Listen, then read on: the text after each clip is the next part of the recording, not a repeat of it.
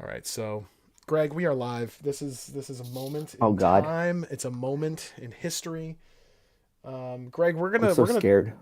don't be scared, man. Don't be scared at all. Oh, This is I, I don't know who I am. we're gonna be totally gentle. It's gonna be very gentle. But my thought here tonight is for us to kind of go through. We're gonna talk DEFCON.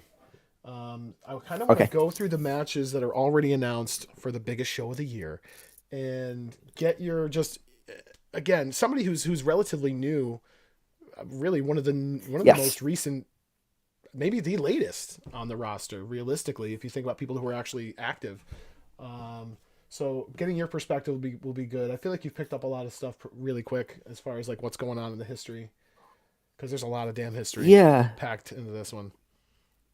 yeah. Some of the people I don't know, right? Like I mean, or the guy from, or are we allowed to discuss the ones that are spoiled, the ones behind the spoiler tag?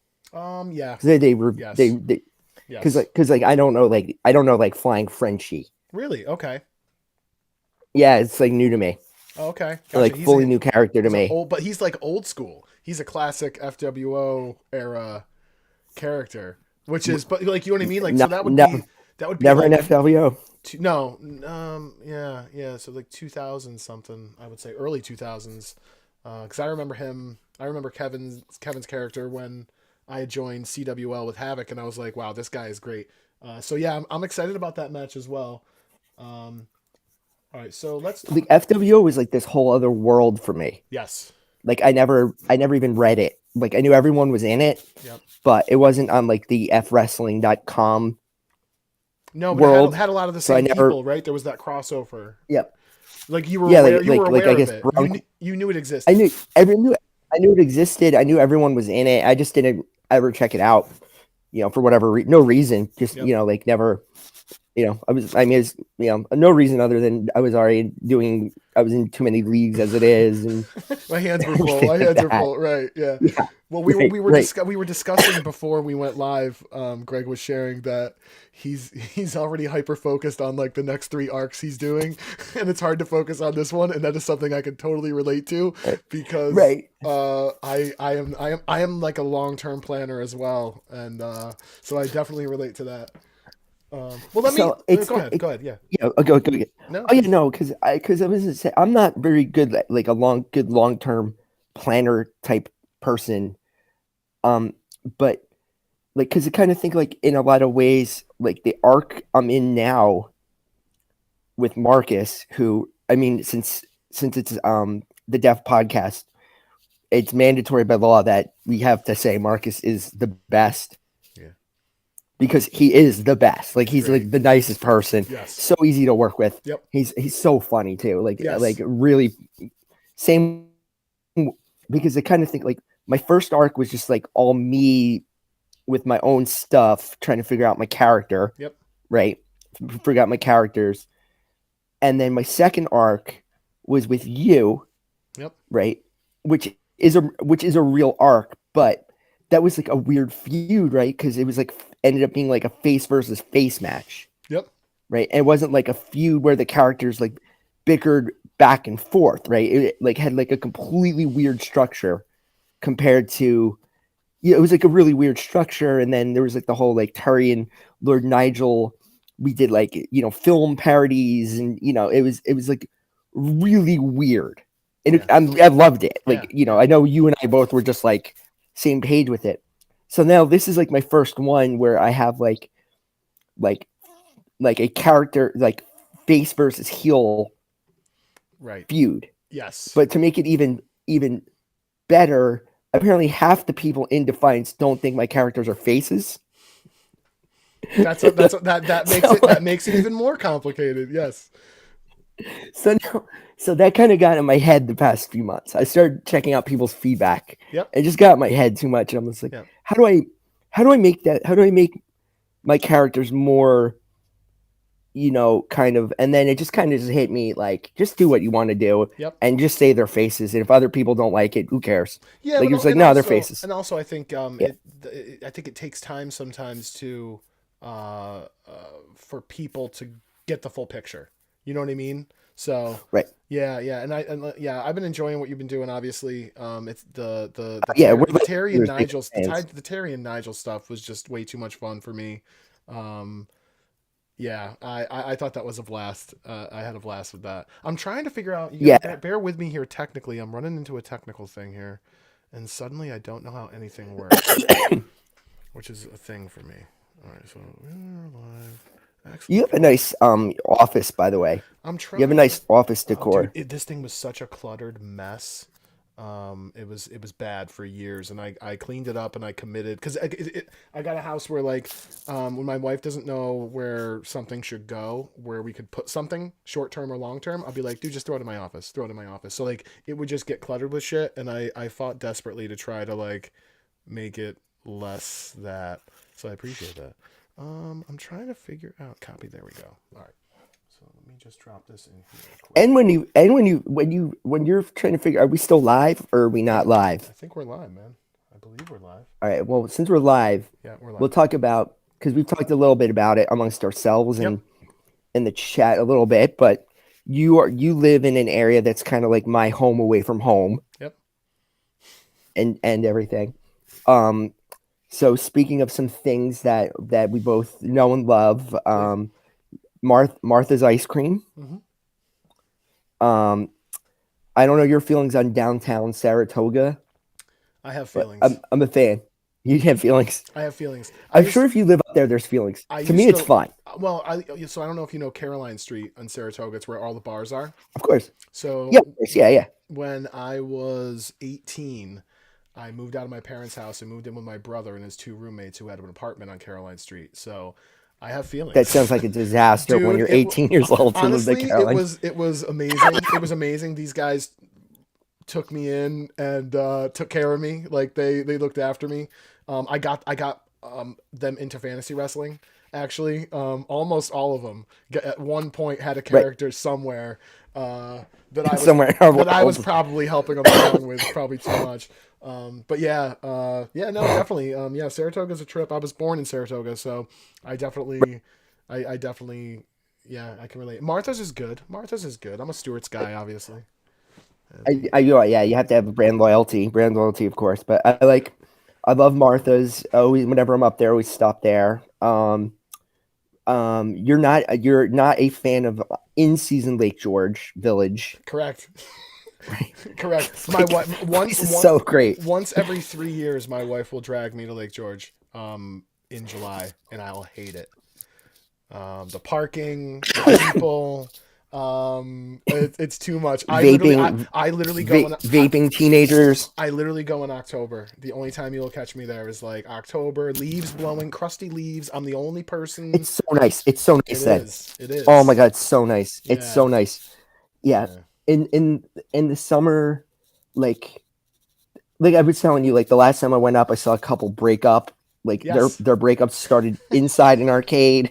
I love that And they arcade, were by the like in way. the 30s. That arcade's Mhm. fantastic. Great arcade. Yeah. They were like they were like 30 too. Like they weren't like it wasn't like high school kids. It was like adults. They were like because I was walking in the village and because my parents lived back by Prospect Mountain, Yep. like by like the a couple blocks away from the village. You know, they live in the village, but just Just like far not right enough. in the Just middle of far it. enough. Yes. Yeah. Yes. Just far enough. That's awesome. So when I was walking back so I was in the village like getting food or whatever. Oh my god, the Middle Eastern food at the Middle Eastern place next to the gas station in the village is so banging. I've never had that. Is it really Oh my good? god, it's like the Middle Eastern food in Lake Georgia Village is so good. Wow. Like Okay. there's a couple spots that are like next level, Well, like really good. they get a lot of like foreign visa Yep. workers during the peak season for like Six Flags or whatever, Great Escape. Yep. So and that whole thing, yeah, I could see people would plant roots and stick it out. That's awesome. I'll have to check it out. I'll have to check it out. And then The only there's time I go to also Lake George, I will say this, Greg. The only time I go to Lake George during the peak season, if my wife's not dragging me there, it's when I have to go to the Lake George Stewards for work because I work for Stewards. So like, I know where the source is. You're yeah, yeah. right on So 9N, right? Right on 9N. yep, yep. Yep, there's a couple really. Yeah, there's the one in the middle that has like the log frame. Anyway, yeah, this is very inside Right, baseball. Greg, this is incredibly right. inside baseball right now. Well, so so two other Lake George things real quick that Sure, are highly entertaining, but everyone can enjoy. Everyone can please. It's enjoy. for the whole family. One, there's the oh my god, not it's not Great Escape, but there's like the little kid amusement park next to Lake George. Okay. Okay. Is Magic Forest? Yep. Is that what it's called? Yep. Yep. And they have like the dinosaur world there now. Yeah. And I actually haven't been to that. Is that cool or cheap or what'd you think? I it's expensive, but I go there since my kid's like about to be 4, so he's like the ripe age for Perfect. dinosaur anything. So I Yes. always go there with my dad and him, and Awesome. they have and so like half of it is like dinosaurs, it's just like these like paper. I don't want to say paper mache, but it's like whatever material dinosaur Yep. exhibits. Yep. It's cool. It's Yep. cool. It's like like it's cool. Little kids love them, Yeah. right? And they'll be like Stegosaurus and tell you a little fun fact about Stegosaurus. Nice. But then the other is like these like carnival rides from like amusement parks around the country that have since gone bankrupt, Right, like from the and like they've 50s. like gotten like Yes. you've Yes. got these rides from foreclosure or Yeah, yeah. whatever. Well, did you ever And, go how long have your parents been up here, Greg? oh my, well, they've been up there full time for like 15 years, but I've been going up there since I've been born. I'm So like 40. I'm in my 40s. did you go in Gaslight Village. or Storytown? Oh yeah. When I was real Yeah. little, Yeah, was okay. real little, Yeah, because it's like on the roots of story. Is that where Storytown was? yeah. I think it Great was. Escape. Great Escape was Storytown originally. I I think I went to Storytown. I know I went to. I haven't been to Great Escape in so long, I but like it's know, all a man. blur. But I've been to Yeah. all of them. Like, but so the other half where there's these like the chintzy rides that like look like you need a tetanus shot if you go on them. Yeah. Um, they they have this like train ride, this like runaway train Oh, thing that takes you like kind of around the park a little bit, okay. and it's fun. Yep, It's like yep, goes like 5 miles per hour. But yep. then there's like a part where you go over a bridge and it talks about like how there's like a bandit. There's like some kind of like bandit like type statue, I love that and shit. there's a speaker, and you can barely hear the speaker because it's so old and garbled. Crackling. Yeah, yeah, yeah, yeah. Yeah, but then the speaker Hey, says, partner, put "Oh him no!" up, motherfucker. Yeah. But it says even better. It's like we better go over this bridge. We're gonna destroy this bridge when you go over it. We just robbed a bank because we gotta get off of the gold standard. Right. Oh, classic. It's Classic. it's, Oh it's my like god. straight like far right wing propaganda. It just looks so good. That It's like no so one good. has any point of reference for. That's amazing. Just like, so out of context. Oh And my then my god. second favorite thing was this summer is I took my kid on the so Lake George itself is a really big lake Yep. Mini haha. for those. Did you Yeah, do the mini and they haha? have oh yeah, of course Yeah. it's they have these steamboats. I have a Yeah. couple steamboats on the lake, and the one that like everyone knows the most is the mini haha. Yes. So I took my kid on the mini haha. It was just me and him. I've been on the mini haha probably 500 times in my Yes. life, Absolutely. right?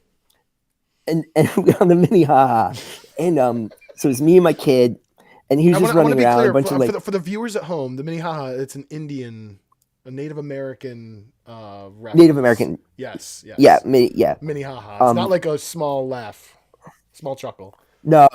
Right. But so it was like and Lake George is like like New York, a lot of like mostly people from like the New York area, like New Mm-hmm. York area tourists, or like people from the Albany area just making a night of it, Yep. kind of thing. But Yep. um, so I was on the boat with my kid, and we're sitting next to like a suburb, like I could tell because I'm from North Jersey. I could pick up from people. You just know with people from New York City suburbs because they're horrible. Right. It's like Right. really obnoxious. Right. So it was like this New York City family, and then New York City metro area family, and then a family of Hasidic Jews from, and they started talking, and and then the Hasidic guy started asking this guy like real specific questions they started talking, and then the guy was like, "Yeah, like the suburban family, they're from like Long Island, I think, or like Mm-hmm. Westchester County or somewhere."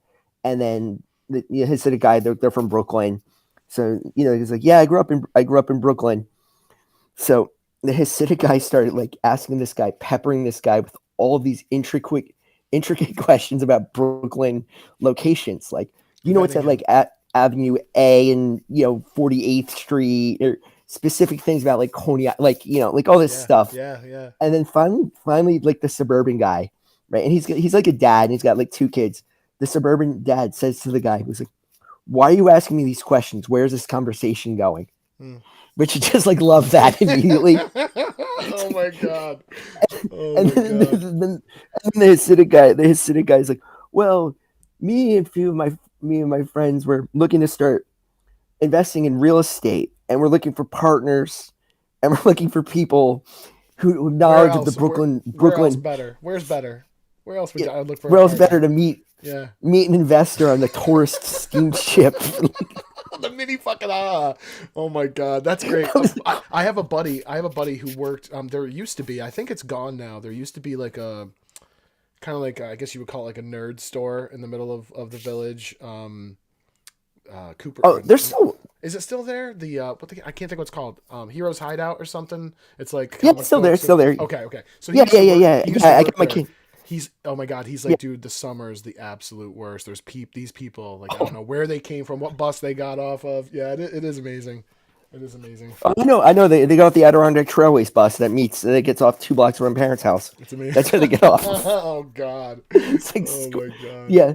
And I Oh keep meaning one. I won't do it now that I have a kid, but every couple years I kept on meaning to like go up on the bus, yep. take the bus up just for like what Live the life. I, See see how it all happens. See the whole story. I You don't just get this yeah. glimmer. You get to go the whole journey with them. I like that. You'll like this from the area, and then we should actually talk about wrestling, but like our fake Yes. wrestling. But Yes. one time I was up there for a while, like a couple summers ago. Mm. Like we didn't. My son wasn't born yet, so we just like we were. I was just up there for a while. I forget my wife was up there, or what the story was. I can't remember, but we have good. We used to live in Boston, so Okay. we have, like one of my best friends live in. My best friend and his wife live in Boston, so we Okay. always do. So for some reason, I was meeting my wife in Boston, right? And I was at my parents at Lake George. So I took the bus from Albany to Boston. So I greyhounded it from Albany. So Yep. I had to do the and I was going to take the bus from like Lake George or Glens Falls Yep. to Albany, and then I was just like, oh, there could be a little bit too much Yeah. disaster in terms of the timing or whatever. So my Yes. dad just drove me to the Albany Greyhound station, which was like a whole like there are people there like like the Greyhound worker said to like somebody in line ahead of me, said something to me like right there. I don't care that your ID is expired. Get on that bus. You're like, oh my god. Dude, Like, so many, I've taken so many the questions. train. I've taken the Amtrak from Albany to Boston many times because my brother lives outside of Boston. So I've taken that Yep. many times. It's probably the same damn employees. You know what? I don't give a shit. Get on that damn bus. Oh, Oh, that's great. we did the Amtrak up to Montreal. Oh, nice. I think we got at Ticonderoga.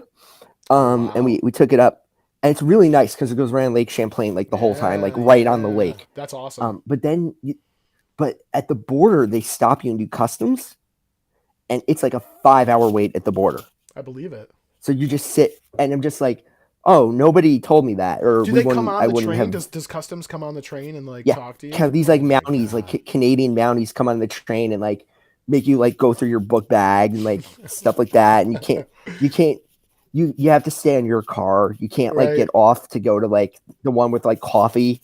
Like you have to stay in your car. They like Mounties yell at you, or border police or Oh my whoever. god. It's so Oh my weird. god, that's It's so amazing. weird, man. That is, yeah. Yeah, I haven't been to Canada yeah. in forever. It was always Montreal because it is just a couple hours It's north. right But there, right? yeah, yeah, yeah, Yeah, yeah. I don't miss it. yeah. I say that with all due respect to my Canadian friends and my friends to the north. Um, Yeah. All right, so yeah, let's talk fake wrestling if we can here. We're gonna talk about Yeah, of DEFCON. We're course. gonna dig into this bullshit as best as we can without leaving anything off the table. But I'm probably gonna screw that up. Let's start with the main event because it's at the top of the channel in the Discord. So the main event is for the Right, Fist of right, right. Defiance. It's Lindsay Troy with Sonny Silver in her corner versus Alvaro de Vargas with Tom Morrow in the corner. What I love about this is that's how it's put on there with the managers. This feud is just as much about Lindsay Troy and ADV as it is Sonny Silver and Tom Morrow, or vice versa, whatever the saying would be. And I've really enjoyed how it's almost more about the manager at this point. It's becoming pretty. So I'm looking forward to that, and I think you're going to see the managers interact in a physical way. Yeah, and what I really liked, right, is kind of like the last pay per view. The kind of the story I thought was right, like the main event was like the cage match and everything. You know, like the whole Super Friends versus VV Yep. match and everything. But I thought Right. the Right. Right. story was the clean sweep of the Better Future Talent Agency. I thought that was to me was you know what I mean? Like there was a Yes. main event, Yes. there are other matches involved, right? Yep. But the story was like the Better Future Talent Agency kind of come. Not that I haven't been here, I haven't been involved long enough, but it felt like, oh, they sneaked up on everyone. And They felt like they and kind of I sneaked up and that's caught a everyone. really great point because you're right. It is one of those things where that clean sweep kind of cements Tom Morrow as a legitimate, like, I'm the guy and this is my client and we're gonna get what we want. So that's a really great point. Um, yeah, I like I said, I really enjoyed the manager interaction here. Seth writing both of their voices, and again, he and I we talked about it on the Seth episode Yeah, about talking ourselves to Seth, available on demand. But we talked about that. But like, trying to switch between those voices is a challenge, and I think he's crushed it. And obviously, Seth, yeah, and go ahead. Seth is like so talented at this, like, because I know from my dalliances in comedy and writing different performing different characters, Yep. right? Like it's hard to do.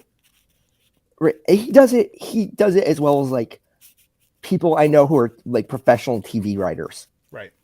Like he knows like how to differentiate. But I Cadence, didn't. I and thought yes, yes, I actually thought since I'm doing, like JJ and Nathan, I are combatants this time. There's a Tom. I thought like Marcus did, and Lucky Sevens or Marcus. I thought like Marcus did most of the Tom stuff, and that's how good Seth is at this. Is right. like, To find that different voice. like Yeah, I thought it was like I didn't think he did him. that's great. You know, Yeah, yeah, yeah. yeah, You thought it was Marcus's character, right? Right, right. yep, Yeah, yep, yep. yeah. Well, I think that's a to your real sign point, of like how it, good. and to your point, and kind of on the flip side, if we can go back to kissing Marcus's ass, because I think it's been at least 20 minutes since we did that last. 20 When minutes. I first rejoined Defiance a couple years ago, I think we're coming up on 2 years, which is crazy. I don't even know if that makes sense, but anyway, however long ago it was, when I first came back, even lurking, I didn't know that Dex Joy and the Lucky Sevens were handled by the same person. I had no clue, and I would see people. Really? It took me a long time to figure out that Dex Joy and the Lucky Sevens, the same person was behind it. Probably too long, and embarrassingly long amount of time. But that, again, that kind Right, of just right. speaks to the talent of Marcus and Seth in that respect. So yeah, man, I'm stoked for this. I think this is an awesome title match. I've talked a lot in my feedback about how the heel versus heel thing isn't really done a ton. I think it happens a little bit more often in Def than maybe other places like, television, TV promotions or whatever. But I like that, and I also like paired Right. with it that whole face versus face number one contender Dex Joy Connor Fuse kind of parallel feud, because they are two very different Yeah. feels. It's the heel versus heel, face versus face. I'm assuming that was intentional, and if it's not, just claim it, gentlemen and It's great ladies. bookmarking. Yeah. Yeah. Yeah, it's great bookmarking for it. Yeah. And yeah, and I really like Dex and Connor are obviously like really great characters too. Yeah. Um, you know, and it's also and it's one of those things where it's like Connor like Connor annoys me, but not in a way like where it turns me off the character. Yep. You know, Yep. like it because it's just like I'm not a gamer, Mm-hmm. so I don't know any of that stuff at all. Mm-hmm. Mm-hmm. So gaming, so when people were like, it reminds me like when I was like in it was between like my senior year of high school and freshman year. No, it was summer after my freshman year of college. I worked at a Chuck E. Cheese, Mm-hmm. and I got paired up with this. I got paired up all the time, like doing like all like the table cleaning and video game maintenance with this kid who was a gamer. And like the only thing he could talk to me about was like Final Fantasy 9 or whatever was out that year. It was 7. Yeah, It 7. was 7. I had no idea. I had no idea. No. That's definitely what it was. Yeah, yeah. That timing sounds about right. Yeah. And the only thing he would talk to me about was like Final Fantasy. And I'm like, I can't talk to you about this, man. And it's like, I'm not above being a nerd, obviously. That stayed with you. That stayed with you. But I'm like, yeah, like cleaning a ball pit with this kid, or like something like that. And like I just want him to talking know, about them. know that I'm like, process. I want to know the cleaning the ball pit process. Kind of. Well, I'll let you know that You're not it really began cleaning it. that day. No, because it began with the announcement from somebody who worked there, and the kid's name was Ronnie. It was Gregg Ronnie, Code Brown ball pit. There's a Code Brown in the ball pit. Can you figure out what Code Brown means? I think everybody knows what Code Brown means. Yeah, that's great. So we had to like shovel out all of the balls from this ball pit, like shovel them with like a snow shovel. Well, that's into, like, that's plastic encouraging. bags. I thought you were going to tell me that you didn't really clean it that well. So it sounds like you actually. No, went we in ended up and not did cleaning it. We had to clean the balls out and then put like a big some kind of sign that said like the ball pit was closed, Ugh. and then we had to then from there we had to take the balls, and they were in these bags, like as many balls you could fit in these giant like industrial sized plastic garbage bags as you could. Yep. And we had to go hose them off in the parking lot, but it wasn't like it was like in this movie theater complex. Yep. So there was no privacy. Like Right. it wasn't Everybody like sees what you're doing behind the building. Everyone's watching you and Ronnie wash your balls. Yes. Yes. And it was like, and it was the summer, like Independence Day came out that summer. It was like I love that summer. you remember that. I love it like that's in your head. Oh my God, yeah. Oh my God, yeah, dude. Because it was so crowded that movie theater was crowded the whole summer. Oh my God. The whole summer that movie. Well, and, but here's the thing. Here's the thing. That was like the apex. Oh, so good. We're getting off on such tangents here, and I think it's hysterical. Who cares? But no, I know I'm here for it. Yeah. What's really crazy is like I'm listening to. So you're describing Independence Day was like I want to say 96, 97, 98, somewhere in that. 96. Yeah, 96. Okay. Yeah, 96. So I'm listening to I have all these old episodes of Howard Stern from like 1994 to 2004 Perfect. or something. So I'm listening to all that. If you really look at that. That was the peak of television or of movies. Like that was a box office. Like that whole era was like it's never going to be that again. It's just so strange to think like you're never going to have that. My peak of Howard Stern listening was a few summers later because I was probably 98. Okay. I'll tell you because I'm in the middle of 1998 right now, my friend. January 98 is where I am right now. It would have been summer 98, okay. Probably. Yeah, summer 98, because I graduated college in 99. Okay. So it was the summer before my senior year of college, because I was dating this girl, Julie that summer. And that was the summer of the Magic Hour, Magic Johnson's short-lived That was talk show. That was 97. That was 97. Was it 97? It was 100% 97 because I just listened to that whole thing. Maybe it was.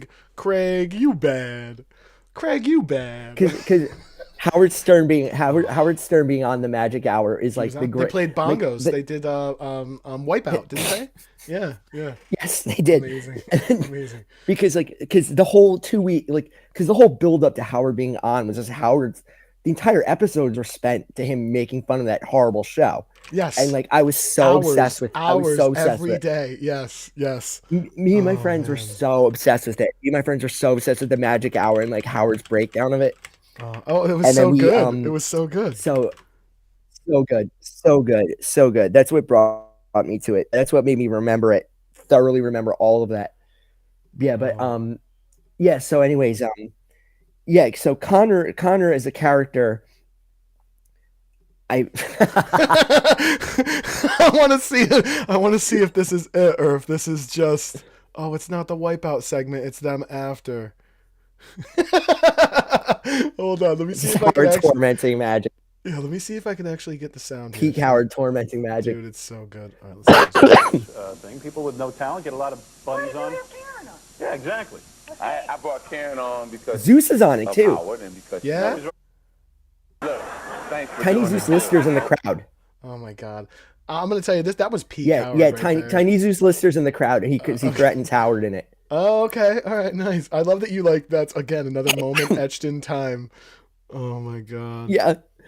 Let me see this. So yeah, Connor is like the overly kind of I envision him in my brain as like hyper speed. He talks at hyper speed Yes, and I think yes, and yes. like a very rapid speech pattern, and he's out, and talks about stuff that I I don't like.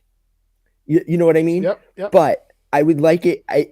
But to the point where that's somebody like I could see him being like a kid in college who'd be like around my friends all the time talking about all this stuff that we would believe like Here it is. I would Hold on, eventually wait, Greg, break wait, down. Wait, Greg, wait. Oh yeah, Robin.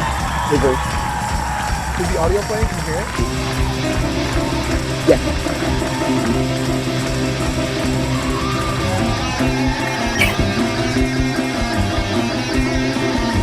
It's so bad.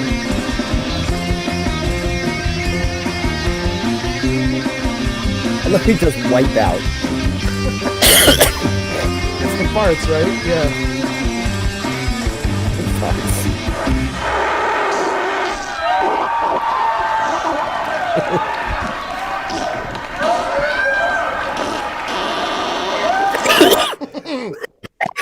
Anyway, you were saying. Oh Yeah. my god. I'm sorry for my cough because, of course, since it's 2023, I can't go more than a week without having something. Some type of respiratory issue. Yes, I understand.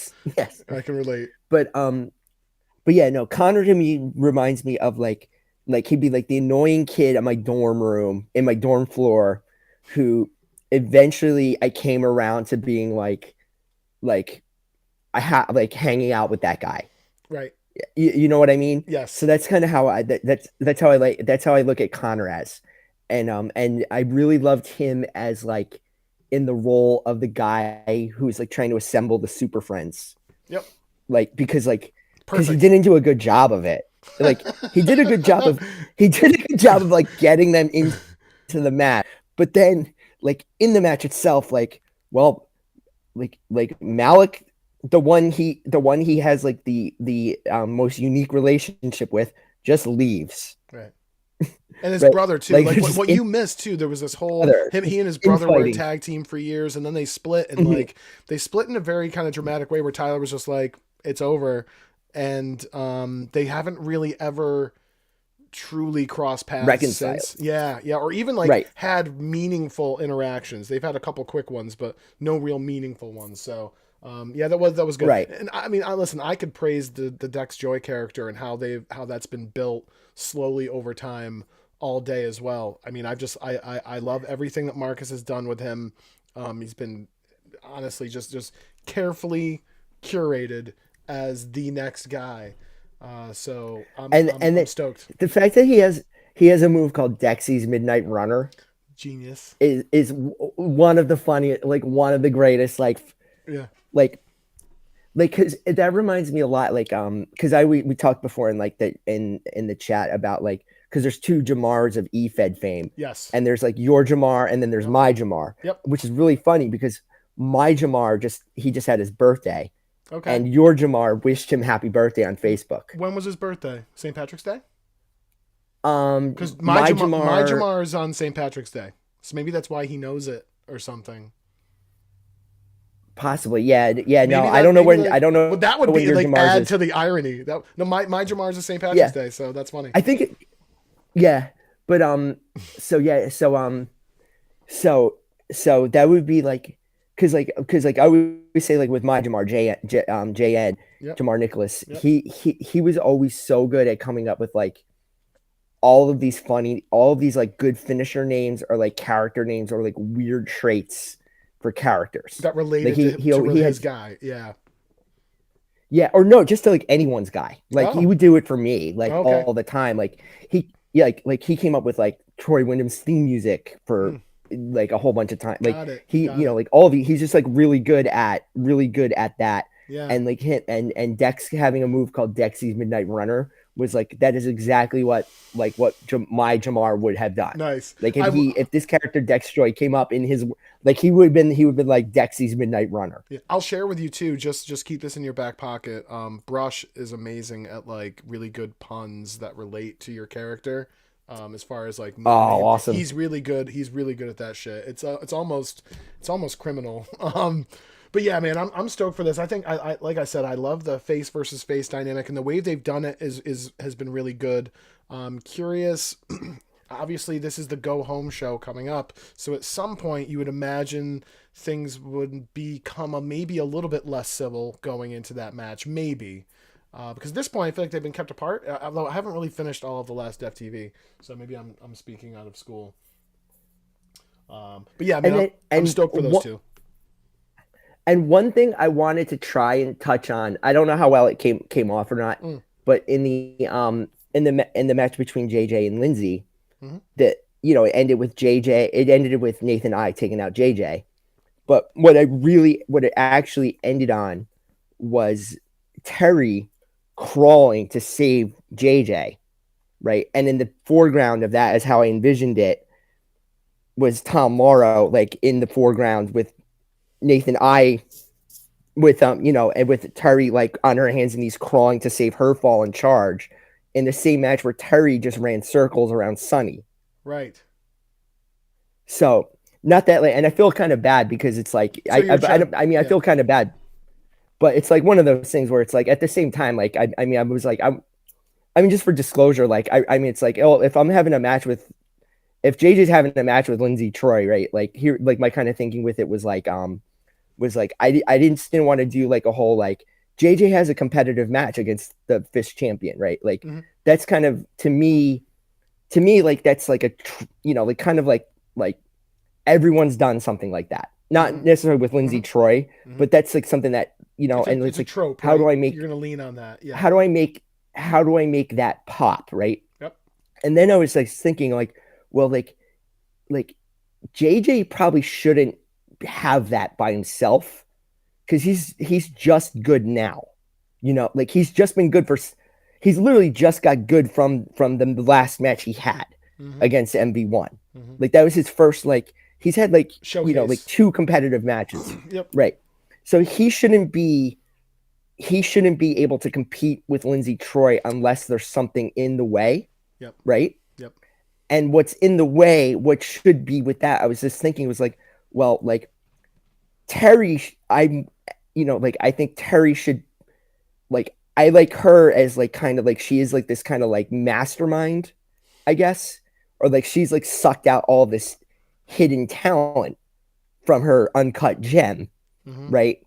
And if she could come up with this like whole crazy scheme, like I was like, like I just don't like I don't necessarily want JJ to come out of that match with the rub. Like I want them to come out with the rub, but most importantly, I want Terry to come out with the rub. Yep. Well, because that just means like I kind of opens up options. Yes. I've kind of approached it similarly with Nigel and Corvo. Of oftentimes I've wondered if I'm telling Corvo's story or Nigel's story, and eventually I'm just like, whatever. It's the same. It's going to benefit. It's going to benefit both. You know what I mean? So hopefully you're telling both well, man. Like they interweave really, really well. Like their voices, like it's fun. And Nigel's fun. And also and I think because if you remember, You do remember, but it was because I initially came back a few months ago. Yep. And I came in with Troy Wyndham, and I was just like trying to figure out, like, I wanted to do like a big return with him, but then only you and Lindsay knew who the hell he was. Yep. And it was like, it's like, and it's just like I couldn't figure out.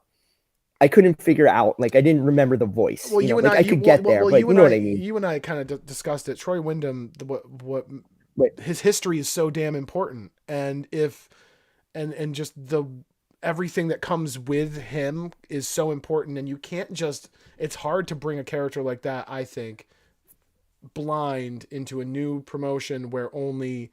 I can't do it. It's hard. I mean, I don't know anybody who. Really could without completely reinventing the wheel with him. And why do that? Because that's, you know. Well, I was trying.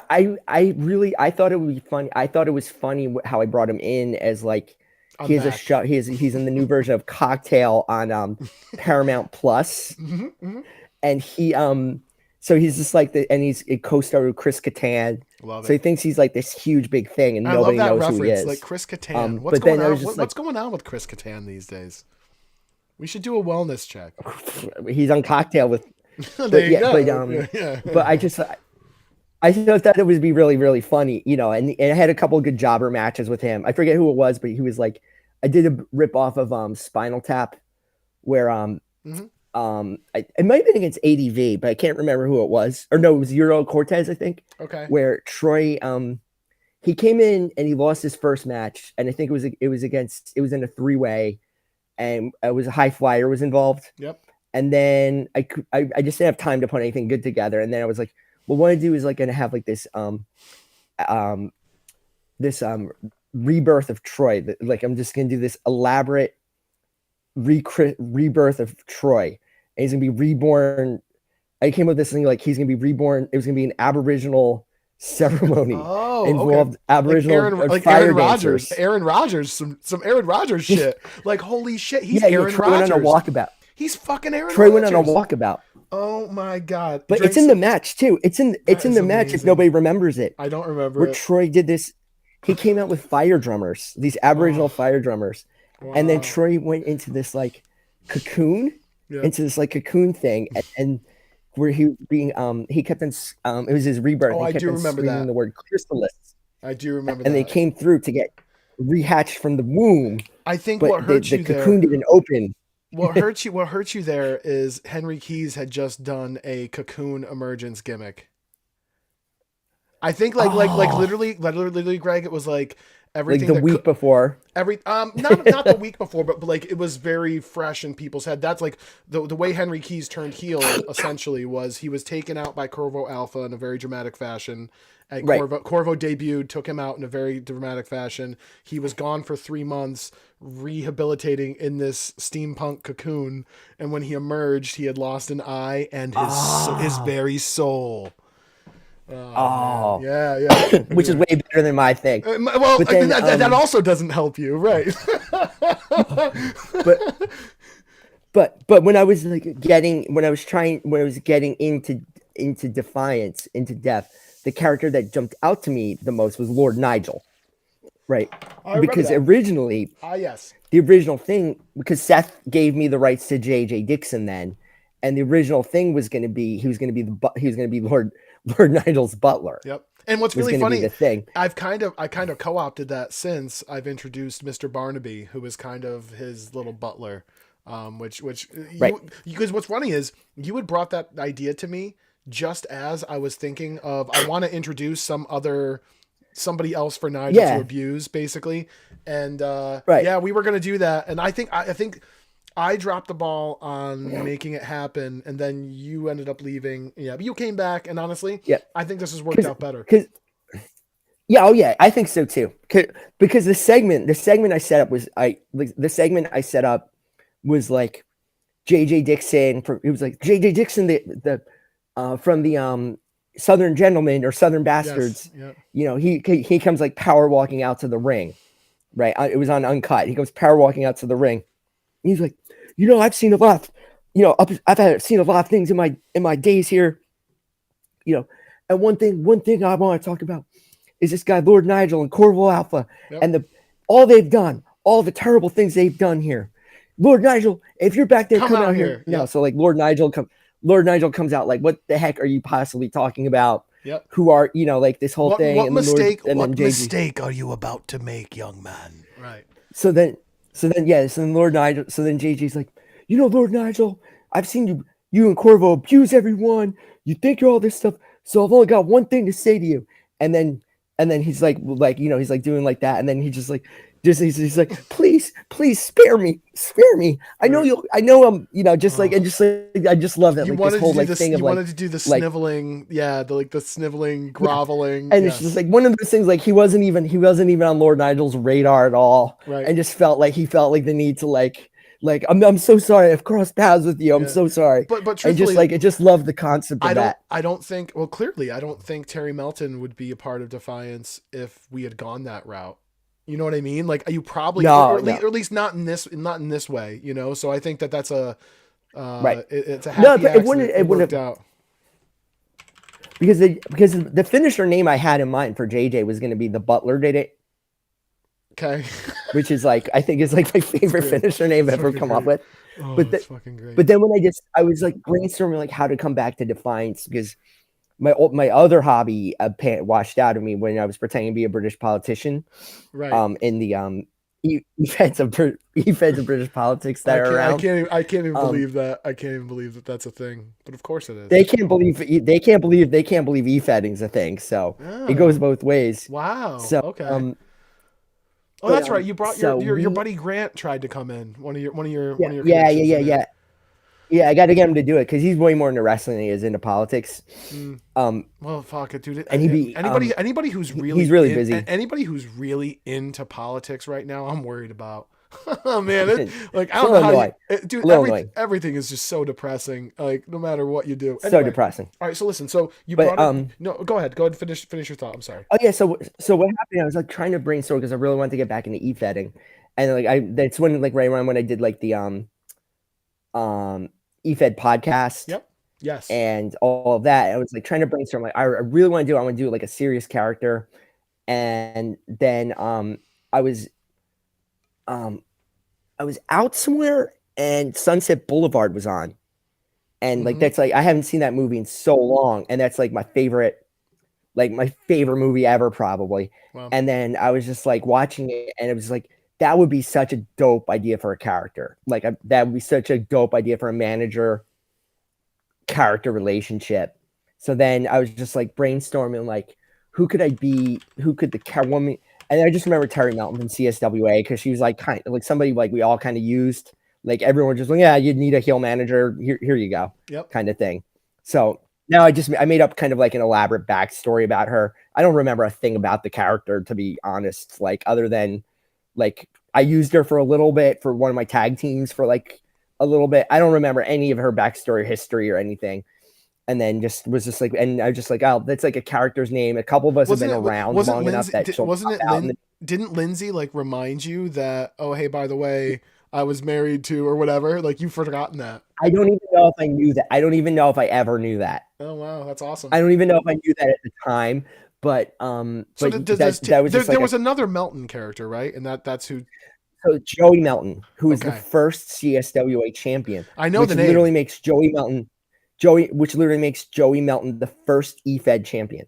Amazing. So obviously I know the name Joey Melton. So who handled was Joey Melton yours? No. Joey Melton started even before the CSWA was online. Wow. And because the CSWA is Chad is C. Steve Thomas. It was Steve. Which is Joey Melton. Yeah. Wow. Yeah.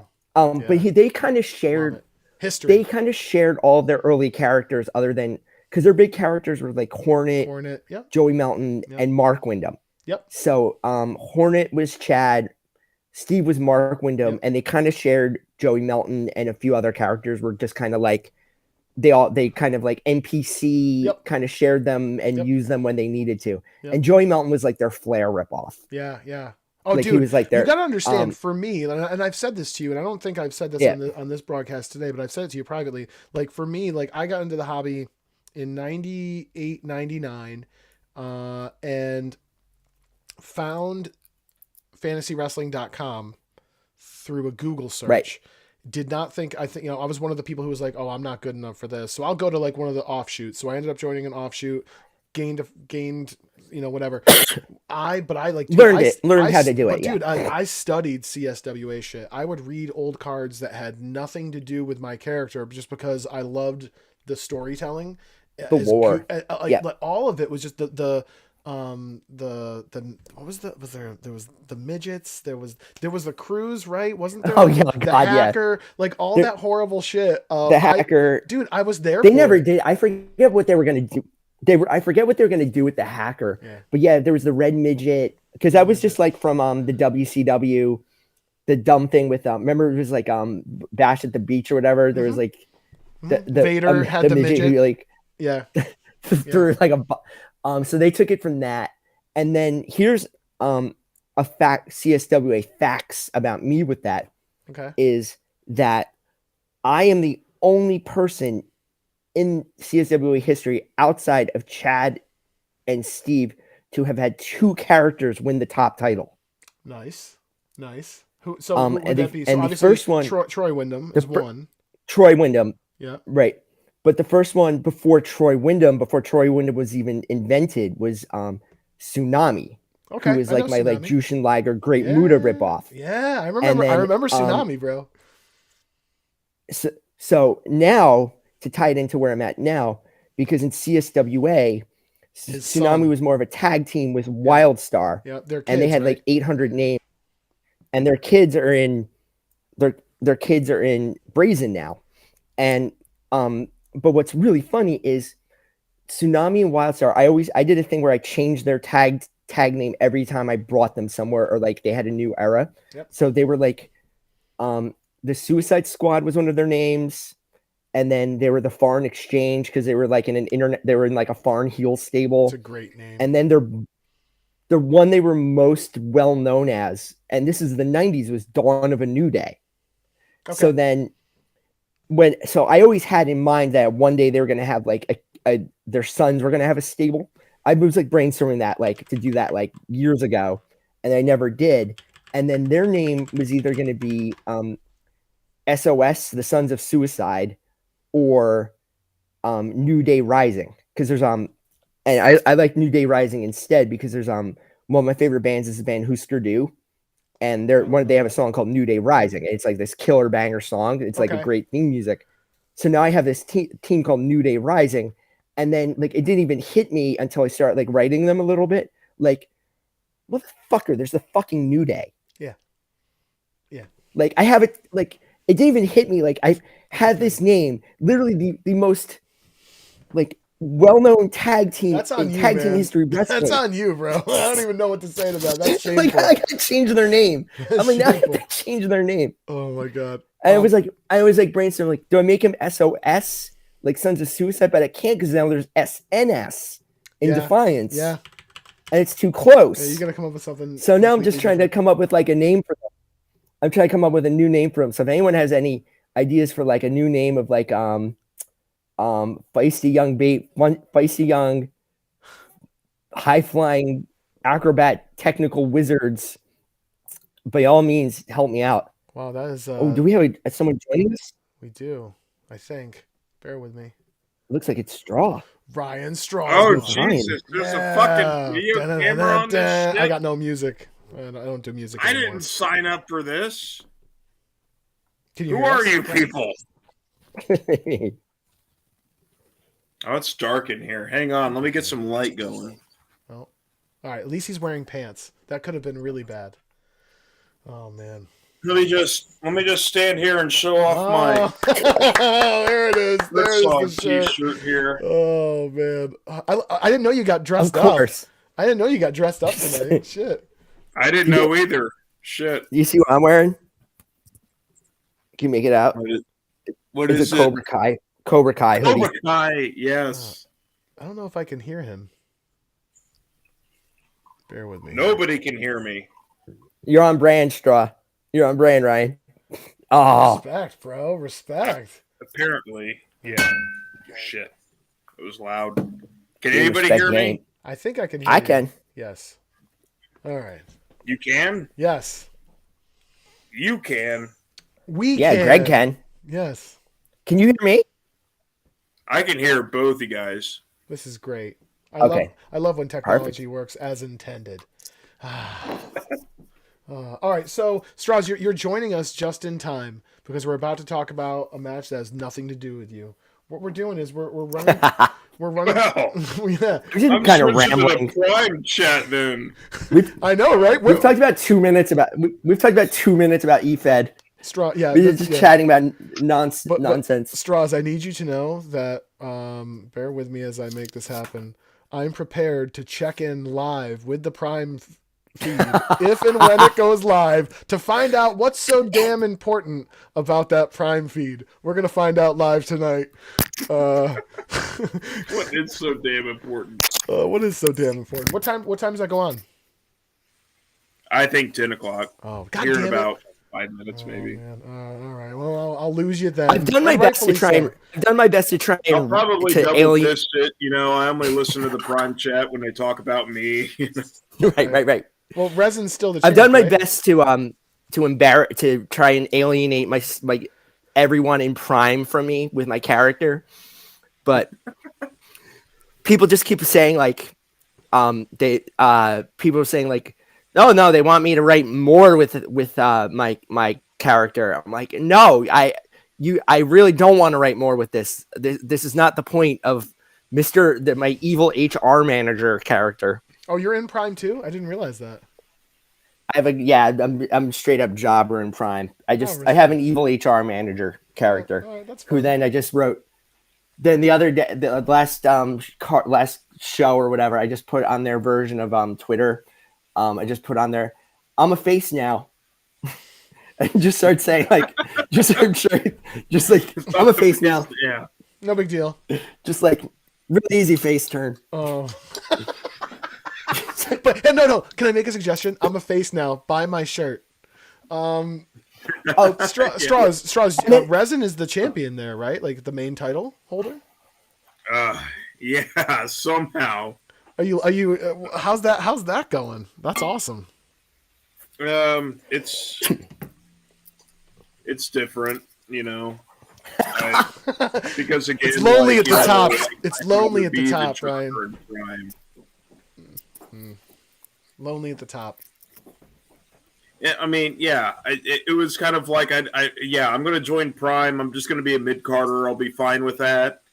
And then I got paired with Pete, and he pissed me off, and then I elevated my game, and then suddenly I'm the fucking Universal Champion. Fuck you, Pete, making me better at this shit. Oh, that's awesome, though. That's awesome. And there's Was it our Pete? Are you talking about our Pete? Yeah. Yeah. Like Pete. There's only one. Yeah. There's only one. Oh boy. All right, bear with me here. Stand by, gentlemen. Stand by if you're just joining us. I'm assigning another placeholder. Things are happening. It's a whole vibe. And B in the house. Yo. Testing. I don't have video. Test. 1, 2. All right, maybe we don't have that person. Heard something. Yeah. Yo. I tried to add somebody who put their name as Hey, B. somebody is in there. I think it was Brian. Is it Brian? It is. I can't tell. Check. This is exciting. It's the Ghost of Defiance. It's the Ghost of Defiance. Ooh. Oh man. I know I gotta stay. I have to stay with it. All right. So is there a pay-per-view tonight, or is it just another show, Strauss? What are the? Tonight, we're talking about Prime, right? Yeah. Why are we talking about Prime in this Defiance chat? Because I'm hungry for content, my friend. Okay. I'm hungry for content. Tonight is Prime's go-home show before the pay-per-view. Got it. Spoiler alert, Resin gets involved in a brawl where he gets yeeted around quite a bit.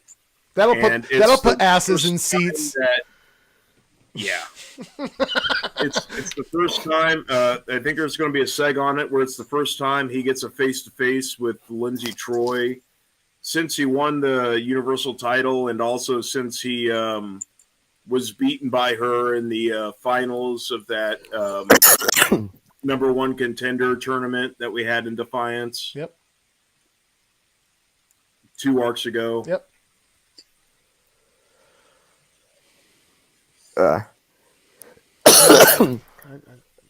Sorry, my Lost cough, train man. of thought. Ugh. I just completely, literally, Yeah. every thought I had in my head just left all at once. Yeah. It was breathtaking. I blame Brian. Yeah. Can I blame Brian for that? Prime So- will do that to you, yeah. So Ryan, my favorite, one of my favorite arcs that like really got me like committed to getting back into e-fetting and in Defiance was the whole like rise of resin with that resulted in with the Lindsay Troy match.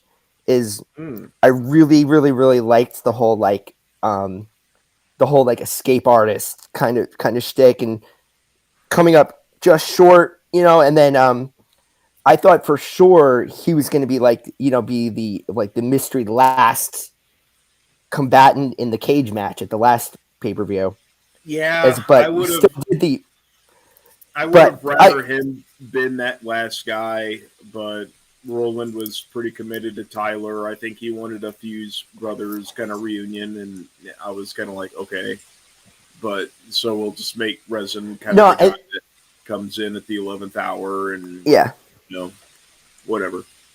Yeah, I think it works either way. Yeah, no, ultimately. Yeah, it was good. I think it worked out. I wasn't around for like the Connor Tyler stuff, so that didn't have like it wouldn't hit with me as much just because I wasn't as familiar with it. But I liked it how it came out in retrospect because you need somebody, like to even up the odds with Oscar, right? So you have by Resin making his dramatic return, you have like that kind of like equalizer thing going on with a guy who's like the power broker character now. So I think it worked out logistically very, very well and everything. But yeah, no, Resin's rise was like really, really, really like got me wanting to do more in Defiance. I believe that. It's been fun to watch for sure and listen to. All right, I'm sorry. I'm sorry that I'm inspiring people More to get characters. into this fucking hobby. Oh my god. You like me. You really like me. Brian, what's going on, brother? I mean, my main question Am I the only one who can't hear him? I can hear him. Oh, can you? I can hear him. All right, hold on. I might need to do something on my end so I can. Bear with me. Get it together, Paul. I got it now, man. I got it now. I got it now. I had to So- I'm learning. chastising. I'm producing on the fly. Oh, But boy. for everything I've heard so far since I jumped in, I have one major question. What is Defiance? Yeah, I was waiting for that. What are y'all talking It's a good about? question. What Brian, tell us. Yeah. It's a good question.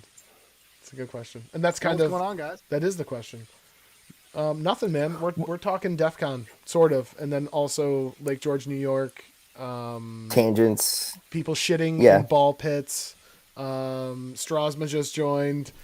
He missed that conversation this time. I'm sorry. Upraise. For anything, everything, I'm sorry. Just a blanket apology. Consider Brian, this. did you see my Werner Herzog t-shirt? Sweet. He directed Fitzcarraldo. They take a boat over a mountain. It's great. Isn't he the Why one that watch did John Wick 4 when you could watch Fitzcarraldo? I Isn't he watched. the one that did the narration for that Crazy Bear movie? With the cocaine bear? No, the old one, like the guy goes to live with. Yeah, Grizzly Band. Grizzly Man. Bear. Yeah. And spoiler alert, Yeah. he dies. He dies. Yeah, he gets 8. Yeah, you wouldn't live with bears, dude. That's what happens. That's what happens. Oh my god. It's either What- Werner or that guy. He either narrates it or I've heard. Yeah, he does the narration over it. And he edits it. I love how that entire documentary starts with the guy basically saying, like, I live around bears, it's very likely that they will attack and kill me, but that's what it is, you know. And like it's kind of like, okay, we know where we're going here. Well, you know what?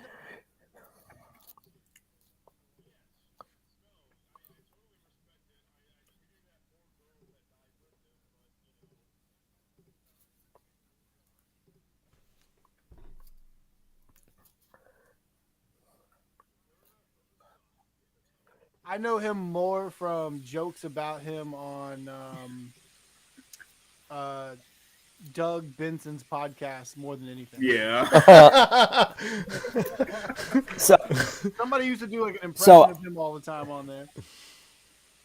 So I don't think I've seen. I know I didn't see Grizzly Man, but when it was like out and in a peak, I just like for some reason decided to start exploring the world of like exotic pet ownership.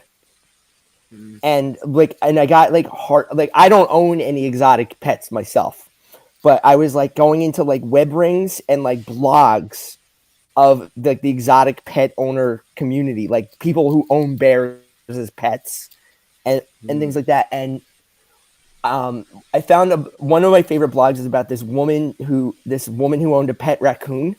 It's like a woman and her husband owned a pet raccoon. And then they were like, part of the thing with like owning a pet raccoon is you really have to give the raccoon its own room or it will destroy your house. And I was like thinking when I was reading it because it's not a pet. It's a wild animal you have in your house. There's a difference. Big difference. If you then- keep it, you should give it its own cage. Yeah. You should maybe just let it live in the wilds. Like you should let it live how it's intended to live. And then and then another thing, it's like, and then she's like, another thing, it's hard to travel with pet raccoons because hotel. I feel like we're getting his stand up. I feel like Greg is giving us like his best 6 minutes I've right done here. this in stand up. Let's go. Stand up. I promise. But he was like, this blog was like, this woman was like, because motel and hotel owners won't let you bring your pet raccoon into the hotel to stay with you. I thought I'm like, this yeah, was, no, I thought because this was it's still like, America. but, but even better from there, I found something even weirder, which we will all relate to. I found a role-playing community of people who pretend to be foxes, and which is sort of even worse than our world.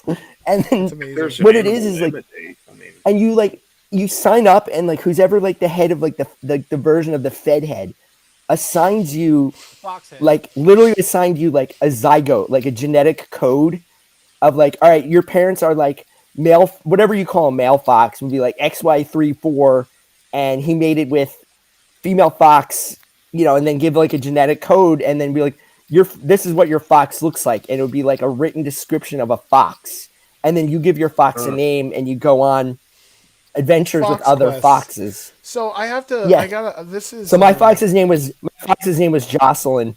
You really buried the lead on that. Not only did you find one, you joined it. Guess what, Brian? Just Jocelyn. Brian, you're talking to the champion. Okay, he's the champ right now. Oh man, that's amazing. Yeah.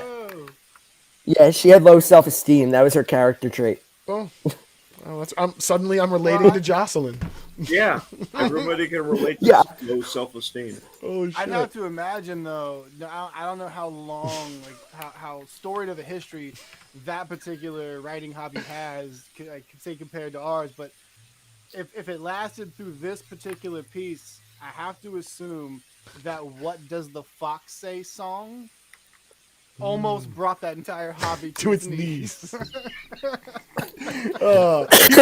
Greg, here's my big question. If you can look into this for me, do they allow time travel in this hobby? I'm willing to bet not. No, Paul. There was specific. Let me see if I can find it. If I can find it, I'll share it on the forum. I'll share it on the chat when I can find it later on.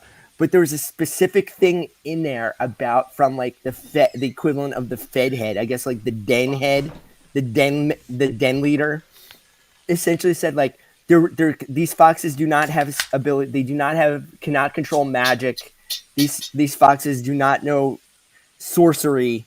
This has to be a realistic recounting of adventures with foxes. Brian's like, now that's sensible. So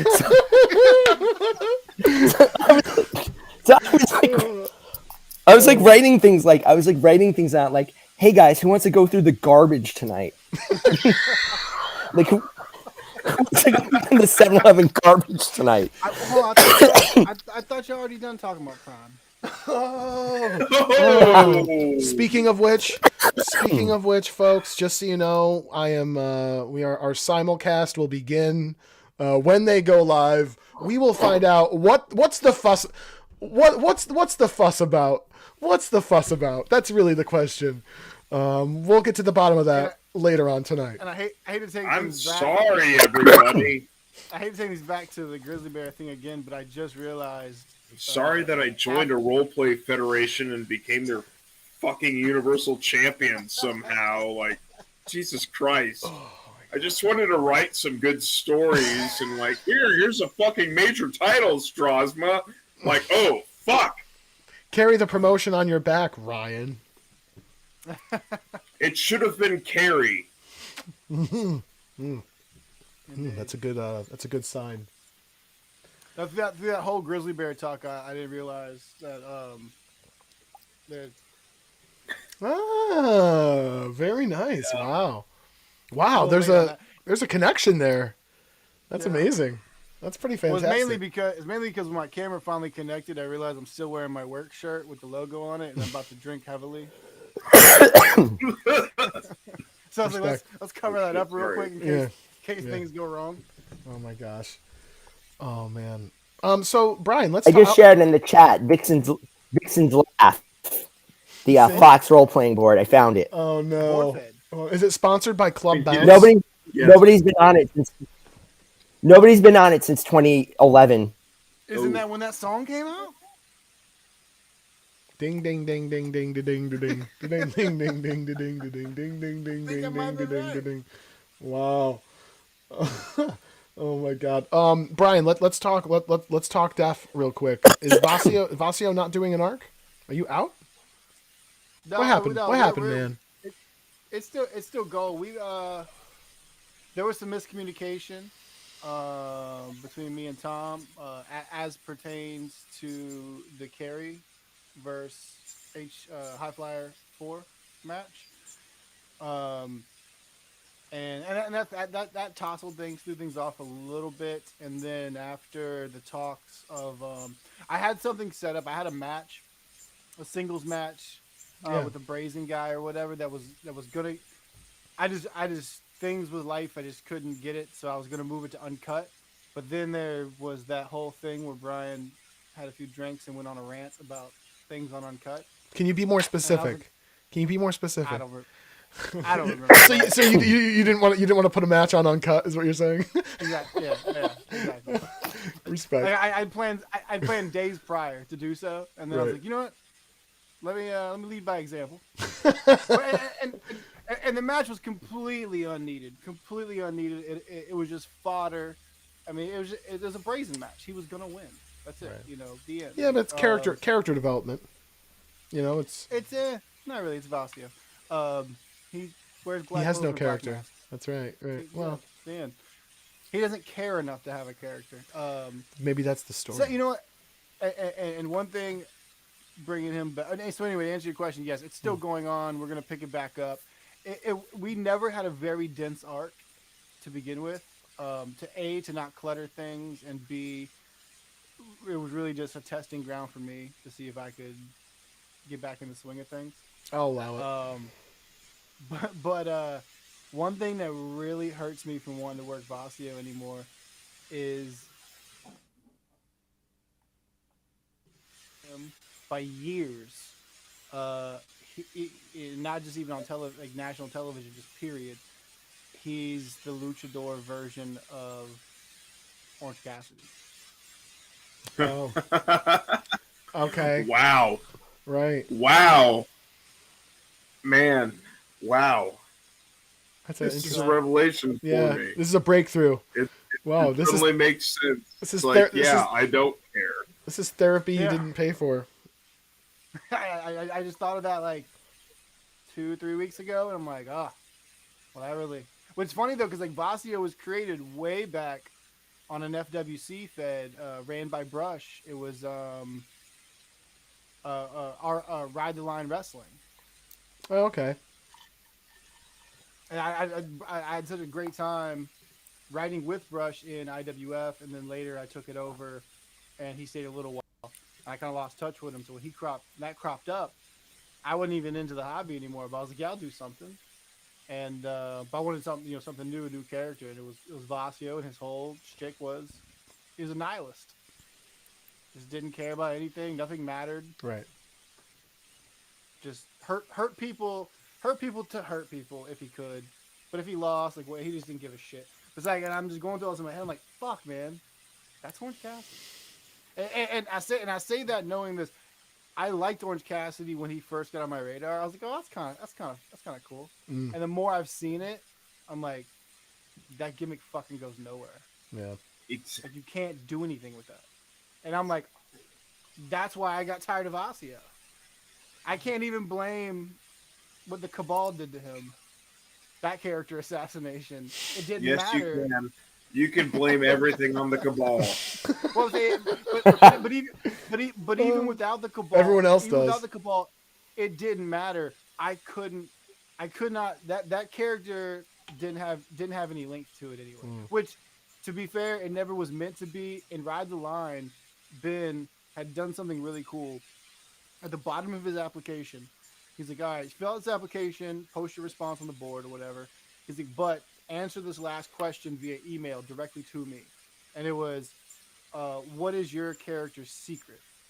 That only you and he would know that you could potentially work toward at a time. Even though it's an RP fed, it gets a little hybrid and that mattered. I was like, that's super fucking cool. I like that. I still didn't really know about angle feds yet. So anything angly, I was like, that's cool.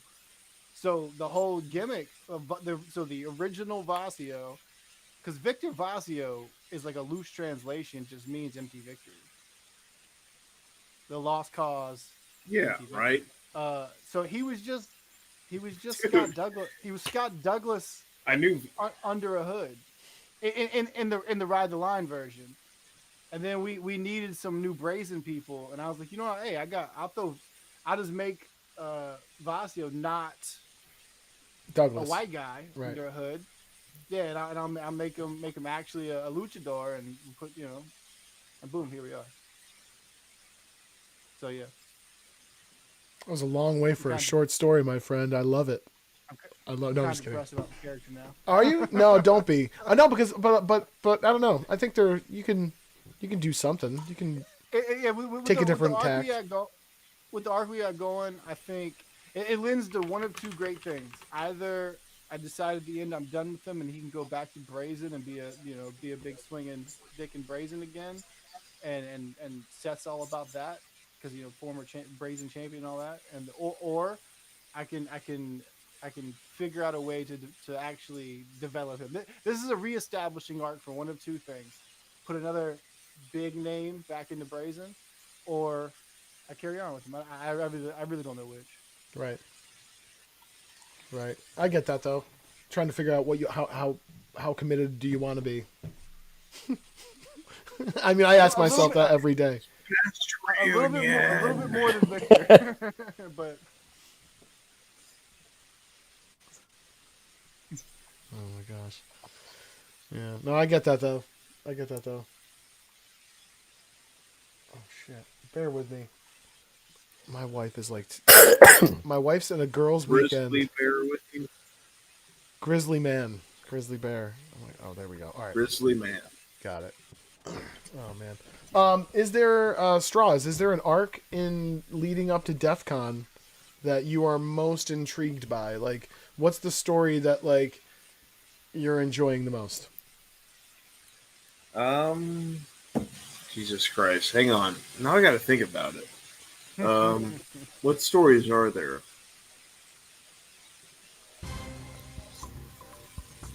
Jeez. You gotta give me music. Look, I really like where Elite Series is going with Henry Keys right now. Everything that Henry did to the D was fucked up, you know, and Elise just kind of like saying, "Bro, I'm gonna fuck you up." You know, I like all of that. Who's Troy facing again? ADV. Really? Lindsay Troy? Yeah. Yeah, Lindsay Troy and ADP. That'll be a good match. I'm more excited for just seeing like Seth and Lynn's kind of collaborate. They always do great work, you know. Like Yeah, I was saying earlier that like it's almost become equally a feud between Morrow and Sonny Silver. It's like Seth's little playground, you know, which is kind of dude, that promo between like Sonny and Tom Morrow, I was just like kind of like laughing through because I'm like, Seth, this is just you arguing with you at this point, isn't it? You know, like, it's amazing. and he like grasps both characters in that kind of that situation so perfectly. It's stuff like that that like really appeals to me. You know, like how Seth not so much has so many characters, but that he can play off himself. You know, So Without many effort, characters that without- don't sound the same. yeah. They all have a different voice, both on Yes. deaf radio and in print. For sure. Yes. Well, I asked when I jumped in here, and I think you just answered it. What is Defiance? I think you answered it. It's Seth's little playground.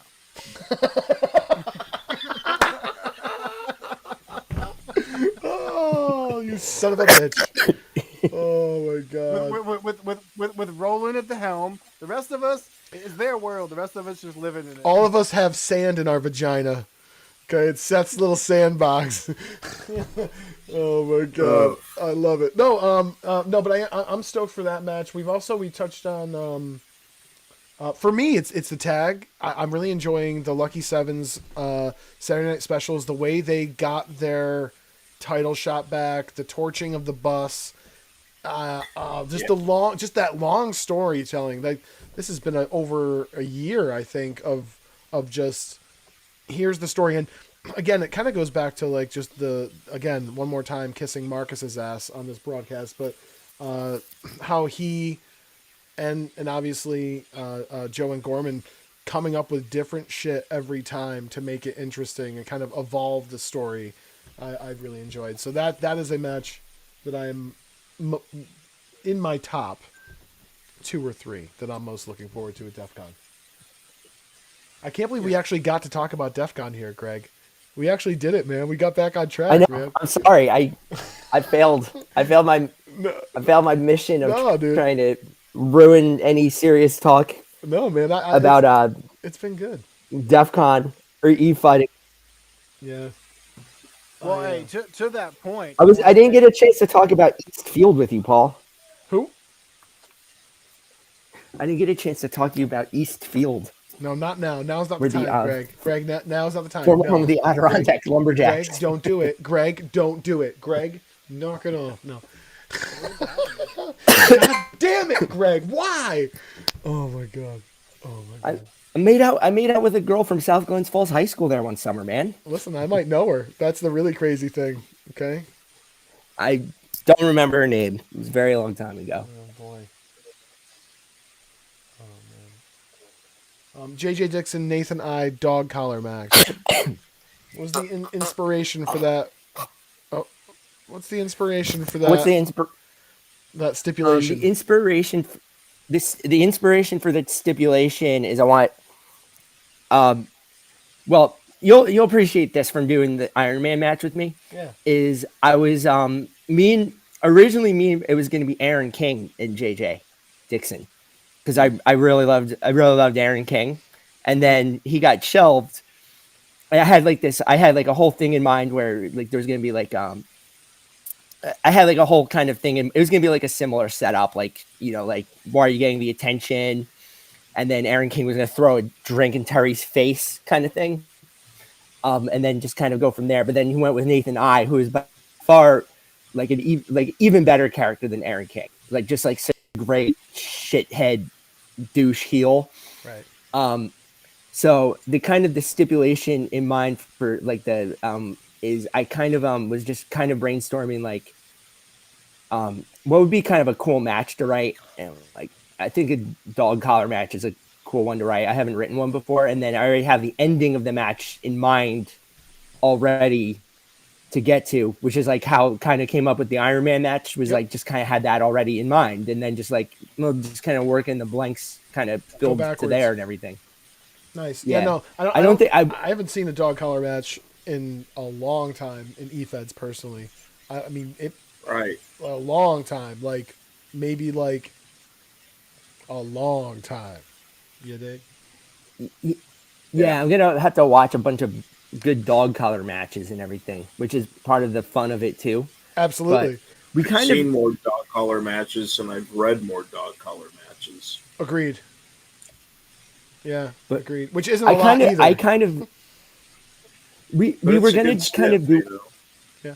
we were gonna do it more where it was gonna be a lot more of Nathan kind of always running away from JJ when they're about to go at it, but just the kind of the timing of just different segments and busyness and our just kind of like just been busy and can't meet every deadline obviously, and then just kind of and all that. But it'll be a fun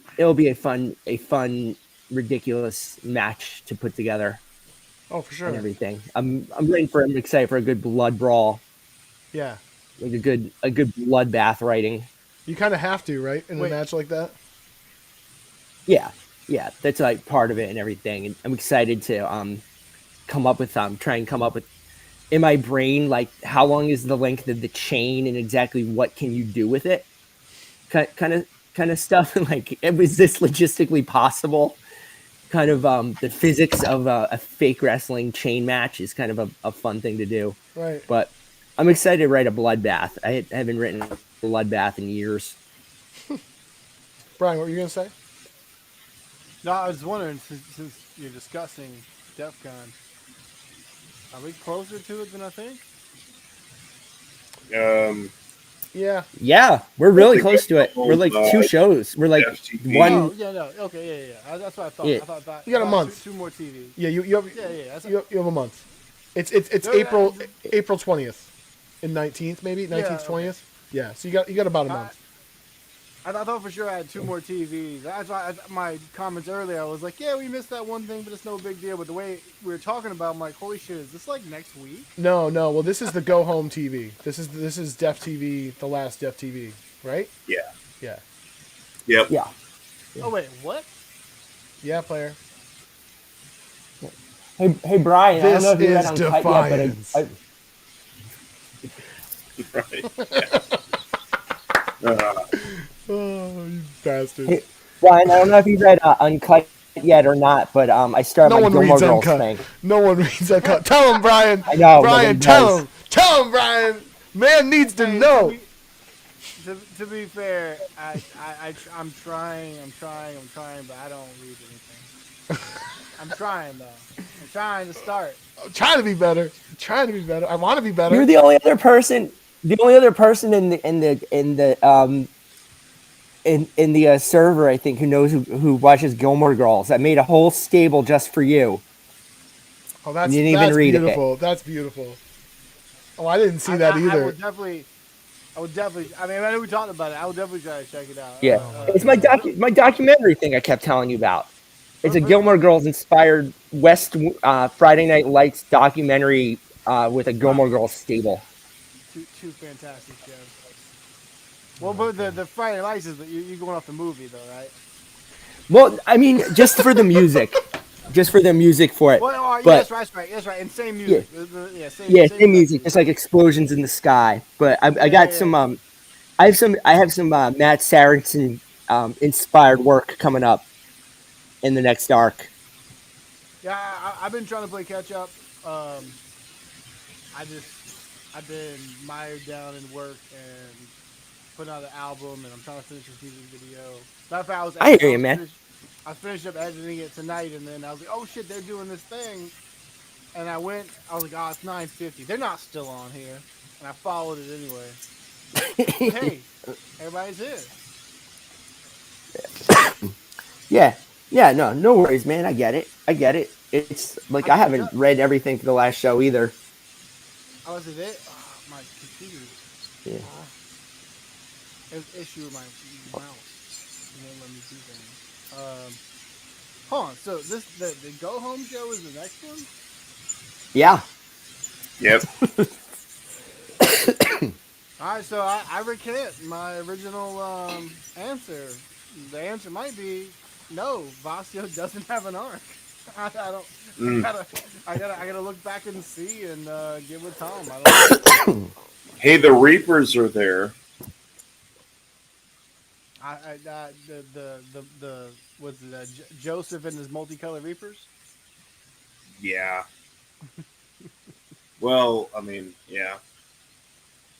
No, I don't know if we'll pull it off or not now. But yeah. I had we had some okay shit going on with High Flyer 4 and Vasio. That was gonna be cool. Yeah. I like High Fly. I like High Fly 4. Yeah, I think this is zero disrespect to Tom Ford by any means, but to my experience and experiences from others who've recanted it to me, Tom can be a bit last minute, and I'm way more so. I'm just now trying to come back in. I think that combination was a bad combination of an arc.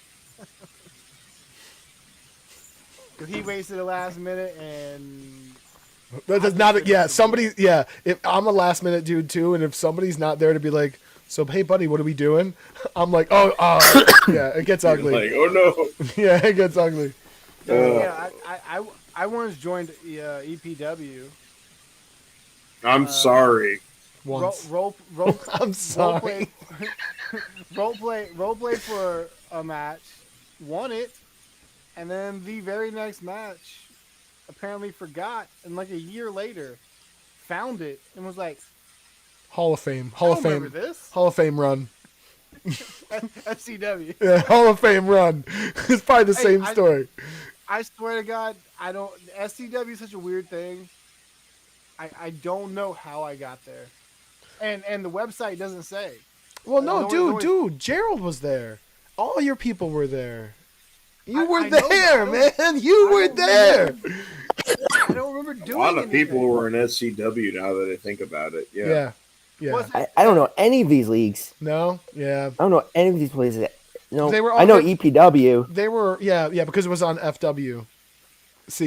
Yeah, but SCW was not. Yeah, it was on those forums. SCW was before like F Wrestling. SCW like preceded. It was still fantasywrestling.com. Yes. Chad hadn't even gone to the F Wrestling yet. Correct. Like he hadn't sold the fantasy wrestling. Because I was involved in Gregg with remember the Frat 2000? Yeah. I was Who was in the Frat 2000? He's like, fuck yeah, I do. Briefly. You motherfucker. Who was No, in I that was. shit? I know. There were many because the Frat was like one of Troy Wyndham's stables, I love and there it. were always like a bunch of. I can't remember all the ink. Who was all in it with us? Because I know. I have no idea. Because the same night that K9 was inducted, he was drummed out with a chair, unbeknownst to me. Oh, Did I do that? I don't know who did it. I mean, it happened. That might be me. I was 16. I don't give a shit now, but It might have been me. Now I think about it. funny enough. Did I do that? That might have been me. The same thing happened. K9 and Nemesis, previously AKA the Crack Baby, who only changed. Yeah, so his name was D.A. Crack Baby. Yeah. He only changed his name because he lost a loser. I forget the reverse stipulation, but for him, if he lost, it was loser. Hornet chooses your name, and he fought Hornet, and we all know what happens when you fight Hornet. Hornet Hornet always wins. Yeah. Yeah. So Except one thing about that. Uh-oh. Troy wouldn't have had it. yeah, I think I heard you, but you were breaking. That does for the other characters because of Hornet over the years. It's like thoroughly destroyed them. Like, oh, can't do this anymore with them. There, and I think Hornet might be messing with your internet connection. Yeah, get out of here, Chad. Get out of here. Stop it now, Chad. Anyway, a very similar thing happened with Nemesis and K9 and Kevin Powers in his stable, the Unholy. The Unholy. They were drummed out. Kevin Powers was in my favorite stable name ever. It was Kevin Powers, Eddie Love. If you guys remember Eddie Love at all, my all-time favorite character, and Steve Iceman Ratter. Fuck Steve Ratter. It sucked, but their name was PLL, Powers of Love. Yeah. Powers of Love on the Rocks. That was the name of their stable. It's like a dope ass stable name. Okay, all right. I hope their ship of a stable hit the rocks and drowned. It's nice to see that Brian's let go of old anger. That's the one thing I still kind of hold on to, and it's not even. Here's the thing: whoever originally handled Steve Ratter was long gone, but I was put into. They were still CSWA was still using the character, and I was put into a match. Oh. Well,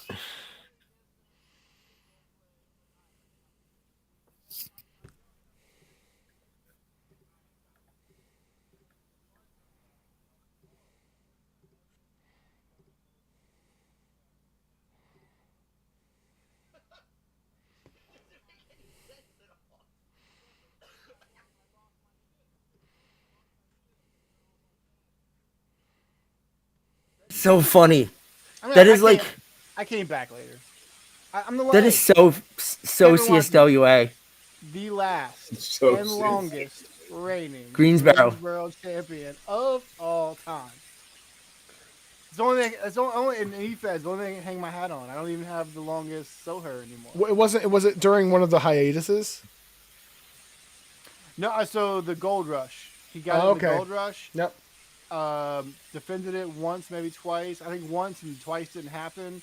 And yeah, I'm still counting the days. Clock's still running. Hey, as Chad said, it's done. I don't think so. I actually met Chad and hung out with him once. It was like very weird. I mean, it was really cool. It was really awesome because he travels a good amount for his job, and he was when I don't even remember when it was. It was like, God, I don't even remember. Maybe 8 years ago. And I was working from home at the time, and he was like around the Philly area for his job, and he just hit me up on Facebook or email or whatever. And I was like, yeah, man, like let's grab lunch. So we got lunch a couple minutes from my house, and it was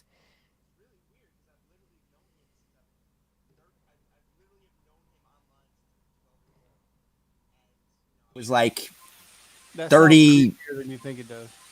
Yeah, I know, but it sounds really creeper now that I think about it. Now that I mentioned that, yeah. But he was cool as shit, man. He's like a really nice guy, just a normal nerdy, funny guy. You know, I was like, it was just kind of weird. It's just one of those things that's so weird that when you meet somebody, you know, from this like, you know, and it's like now like having an online hobby isn't like anything too weird or anything at all. But it was like. You know, like that back then it was like some shit I couldn't tell, like shit like I felt ashamed telling my therapist about even. So it was like I still don't tell people. I own the thing supposed to be talking about. Right. I don't advertise that.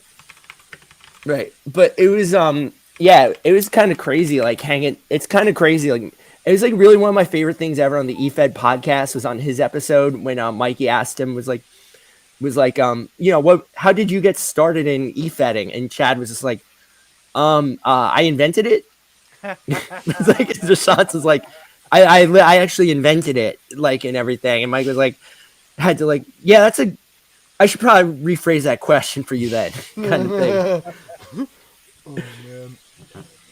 Hey, if it wasn't for him, it was Barry Ashton who handled the Crack Baby Nemesis. Um, I put Barry in 8th grade. I put Barry on to wrestling. Like I tell him when to watch, and we talked about it at school and whatnot. He got really into wrestling. He was the one. I don't know why, but through his searching, like this novice searching of wrestling, found fantasywrestling.com. I would not have known. I just came to the realization that Barry ruined my life.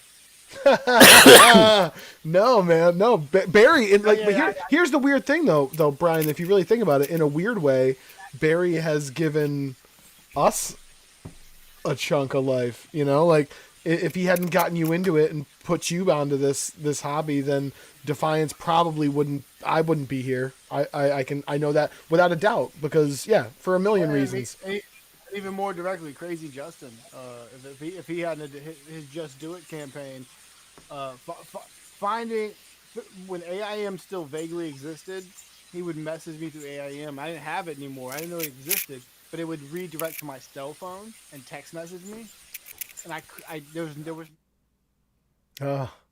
Hey, I want to draw. Guys, I gotta draw attention to this real quick. Strasma's in our thing and also in their fucking chat.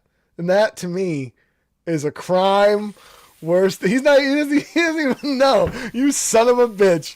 You son of a... Oh, maybe, I guess, you know. Like, God damn it, I'm checking in live.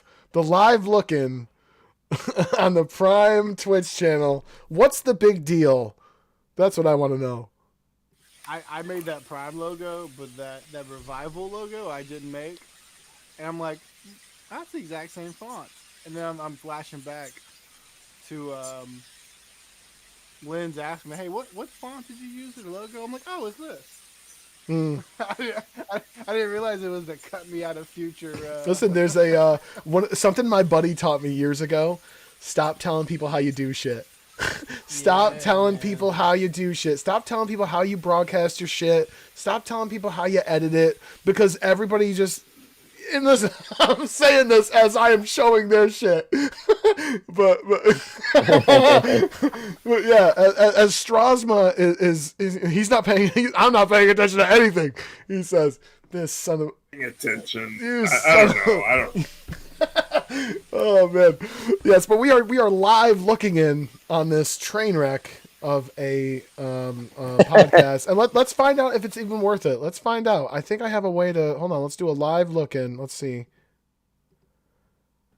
Hold on. Yeah, hold on. I'm getting there. I'm vindictive. What was our reason? I'm vindictive. This is it, huh, guys? But we picked AT&T Stadium for Culture Yeah, Shock. but we couldn't avoid that. No, we really got it. Oh, they have signs That was too. the reason was it was really stupid running the AT&T Center and then the AT&T Stadium. It was like, All right. They have signs too. Can we talk about that? Yeah, they have signs too. All right, whatever. Well, we know who did it first. Yeah, I'm guessing. I must say I can't say Def started it, but like Shit, I don't even know. That pre-roll of signs at the beginning, the first time I ever saw it was when I not say I made it, but when I got to Defiant. Yes, I remember it being a thing eons ago. Yeah. It's kind of crazy because I never would have associated holding up signs at professional wrestling shows until I came to Defiance. Right. Well, it's But funny then you're kinda because like, it's funny because like with the time period that I feel Defiance would have started doing that and writing that would have been in the lull of signs. So I mean, Right. obviously signs have been coming back, but we obviously saw a huge gap in them from the There was a big IWF. lull time in Are the you, are you, are sign you making saying and like wrestling show you're experience. saying like in real life, like in WWF? Yeah. Yeah. Like, 98 was the uh, peak, right? Yeah. 100%. And I don't think you really saw them really coming back until like AEW, like on national TV. Or maybe it was just post pandemic, people just being like, I don't know. Possible, Yeah. But like Defiance, I would say Defiance definitely whenever they started to do that pre-roll, because the intro was way different. There was a new song every time. When I started when I was just staff and not just the brunk of the situation, as I am now. Oh, don't do Wow. that to yourself. Don't do that to yourself. Continue. No. I always aspired to be when I came in. Brunk ran Right. the Fed, Yes. but did nothing. Correct. Yeah. And when I Yeah. took it over God bless him. with Ford, I always aspired to get there That's the because goal. I only took it over because like this is too good of a thing. It's ran by the handlers. As long as someone keeps them in a little bit of check on the craziness, this will go on for.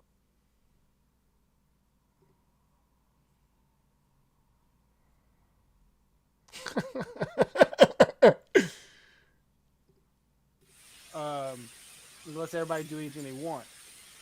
He still holds it against me that I didn't let the guy be an alien Really? and transport from the fucking. No, I think from I Earth truthfully, I over. think no, dude. It was fairly before you even weighed in. I thought it was pretty clear that everyone was like, "An alien's not going to work Yeah. here." It was pretty clear. And that's why I watched that conversation all day long. I saw everything everyone said. Twice. And then I waited. At the end of the day, I weighed in. I was like, all right, look. Here's obviously there's a consensus, etc. But yeah, I know I'm a little too stringent in like old wrestling, but I give leeway for that. But I'm come on, for man. that personally, but Alien? I like stringent wrestling. Me too. Hey, that's why when Kerry was just sitting down and brazen, I was like, hey, that's a great character. Let's pull that character up and do something with him. I don't understand why you prefer Sean over Brett, but like Everything else you get right, man. yes. Well, you know what? And I think there's been a big, I think it's been misconstrued purposefully for the bit. It just became a bit. Like, I don't hate Brett. I hate how bitter Brett got Yeah. in his older age. Yeah. Yes. He hurt himself more than anybody else did. He really Right. did. Yeah. And even when the screw job was happening, I feel like if you watch that Wrestling with Shadows, he exposes himself for the dickhead he was being. Like believing in his own gimmick. But Yeah. beyond that, That's I always love who them he's both. been, though. It's always who. I mean, yeah. I don't know. Yeah. It's hard. I'm feeling the same way with CM Punk. It's like, man, I love you, but could you shut up? Yeah. Yeah. With him, honestly with CM Punk, it's getting there. I agree, but at the same time, I feel like CM Punk is dealing with a locker room that is 95% all Shawn Michaels Mm-hmm. without 20% of the talent. You know what I mean? Like, Mm-hmm. Shawn was I love Shawn because he was the fucking best in the ring. Dude, yeah. He could, yeah. And don't get me wrong, and I've been on record to say I feel like Shawn fucked the business up in one way.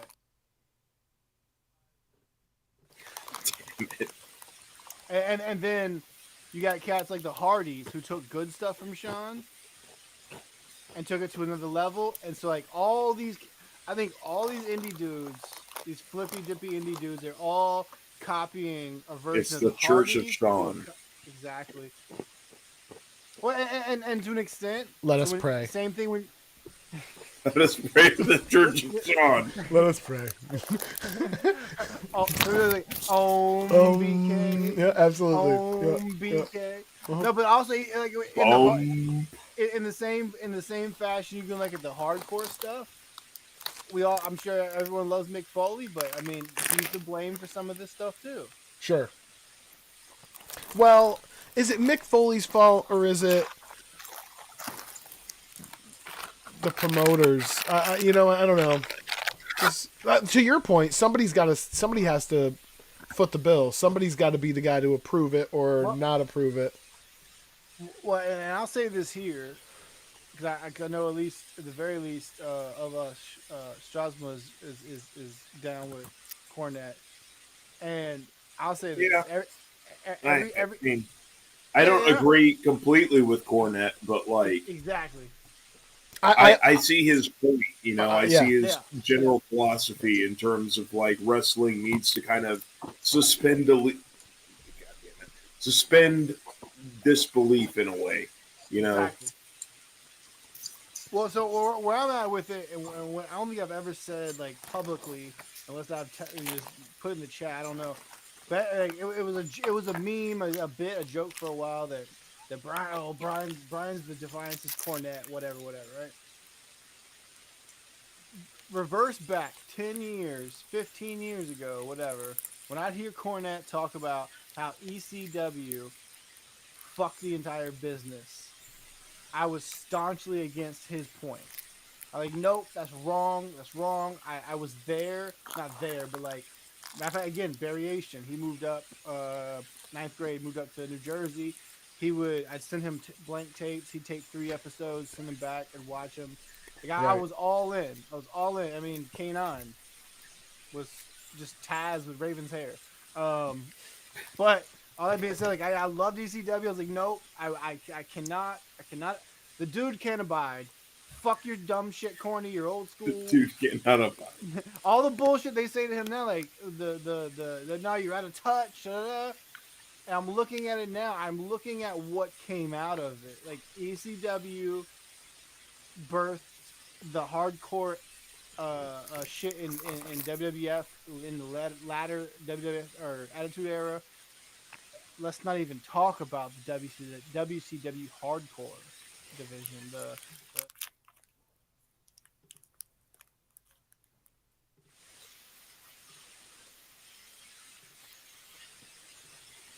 Most times, but I'm old enough to know what I didn't know then. Like I changed my opinion because I thought Cornette was out of his fucking mind about the ECW stuff, but he was exactly right.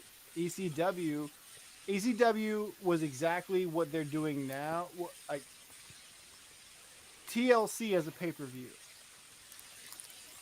Like that's fucking crazy. Yeah. And that's a product of ECW. It's like, yo, if you put a motherfucker through a table in the first match, why do what's we that care leave for what the you... second match? Exactly. I hate all that shit. Yeah, elimination chamber. It forces you to get to a chamber match. It forces you to. Yeah. I hate all that shit. Yeah. There's no. It's not organic. As much as Roland will fight me on some of this stuff, he's the one that added the thing in the ARC doc of matches to ask you if you were including blood or table spots or whatever. Which makes sense. Now it does. Now where he probably lacks is, and I know no one in this hobby, especially angle wise, likes a hierarchy, but I'm sorry, there's a hierarchy. And what I believe, if you're the opening match, newish character, hadn't really put your shit in yet, and you GVP? Yeah. That's a perfect example. Pile Bodies. He asked me specifically, Pile Bodies. Yeah. He is the best example. He is the best example. When I told him no, he shit his pants and went to Uncut and wrote novels. Like, I don't know, man. It takes all kinds, but I think I think the more realistic we keep it, the more, just like real wrestling, more people will watch. to bring that to our side, more people will stay and keep writing. Right. If we get wild style like Asylum, people getting shot in the face in the middle of the ring, Well, how long yeah. are people gonna hang around for that? Yeah. So the yeah. kind of the trick with making wrestling work, right? In real wrestling and our wrestling, right, is like, and the kind of the trick with like, I think with like comedy stuff too, is that you all have to have an established, like everyone who's a participant in it, like a character, everything, everyone has to have kind of an agreement as to what the reality is, right? And then how far you can go out of that reality, and how like I think like with Defiance, right? Like if you get to do something with an alien, I wasn't here for any of that. My ears perked up when I did hear that, right?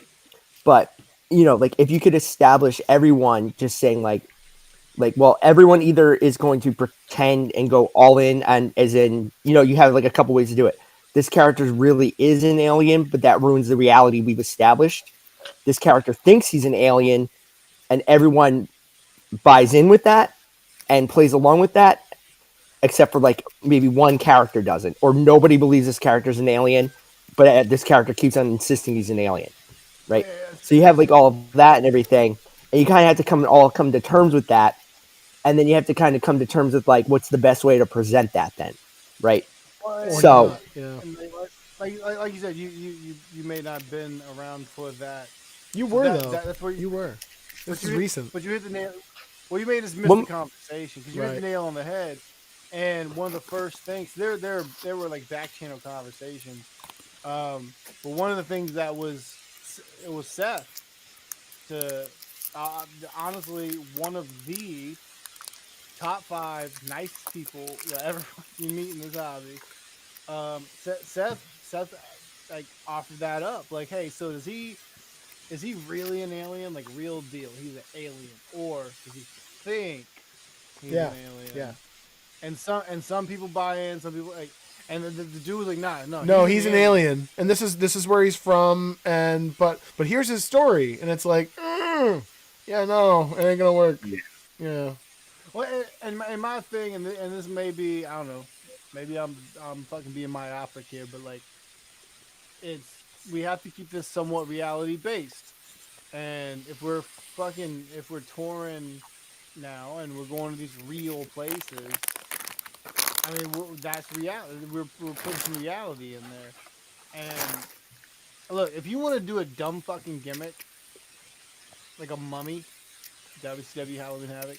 If you want to do a dumb fucking gimmick like the late ladder Dungeon of Doom, I mean, fuck it, give it a shot. Maybe you can make it funny and get it over. Like there have been things in Defiance that were never The Reapers. Never See the Reapers.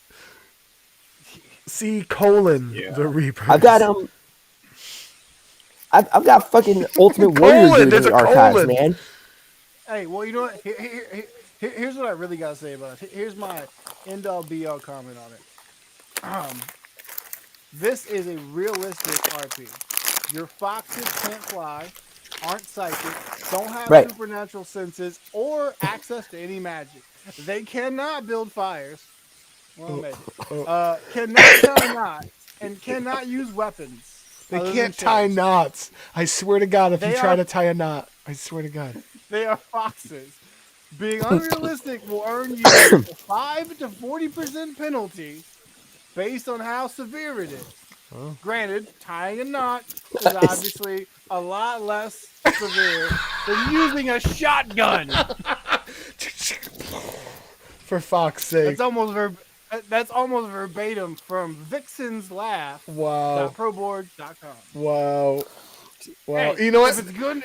You know what's great? It's good enough for Vixen's Laugh. It's good enough for us. I'm so glad that's on your browser history and not mine. I am so glad. Holy shit! I feel so good about that. So many weird, horrible things on my browser history. I didn't click it. Greg was kind enough to post that right there in the chat. I co-sign most of that. You can use weapons, but only like realistic weapons. No knots though. Be cool No with the knots. knots, everyone. If you tie a knot in defiance, I'm gonna tie a knot in your ass.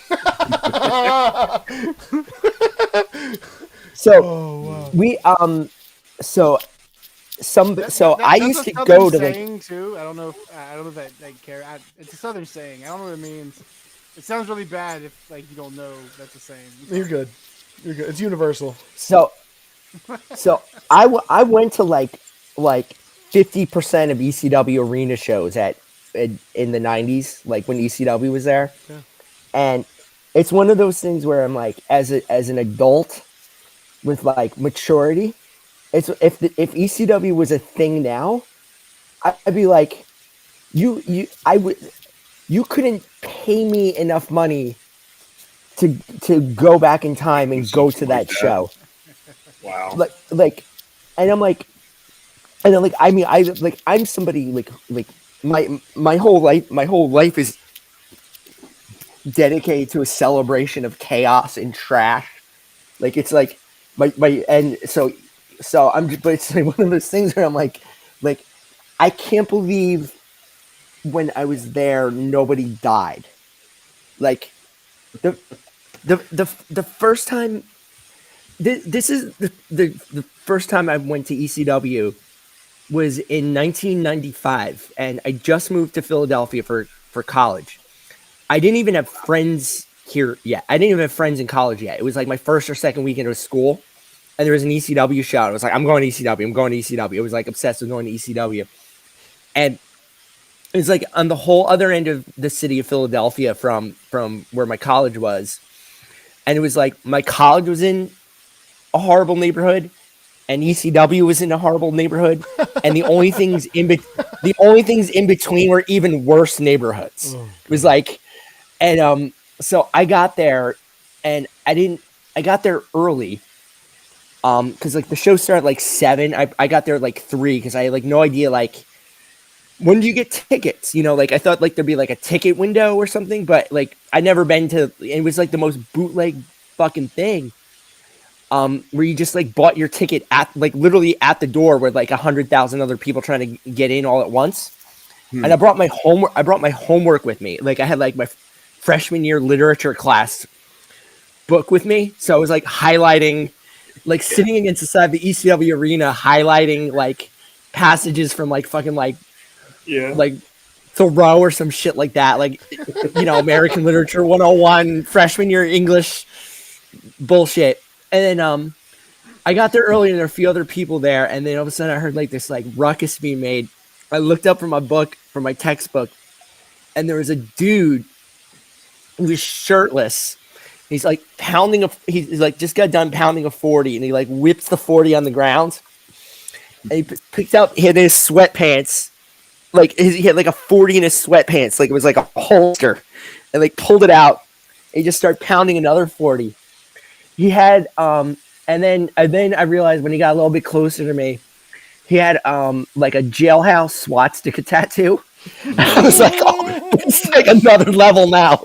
Like this is a level. And he had an eye patch, like because he got his eye fucked up in jail. Somebody call Henry Keys. I was gonna say, is this like, guy got, brazen? Fucked up in jail. Oh my god, man! And he was like standing next to me, like with his friend, like talking about smoking crack and stuff like that. And I'm like sitting there, like trying to do homework, like a college kid. And I was just like sitting there. I was like all by myself.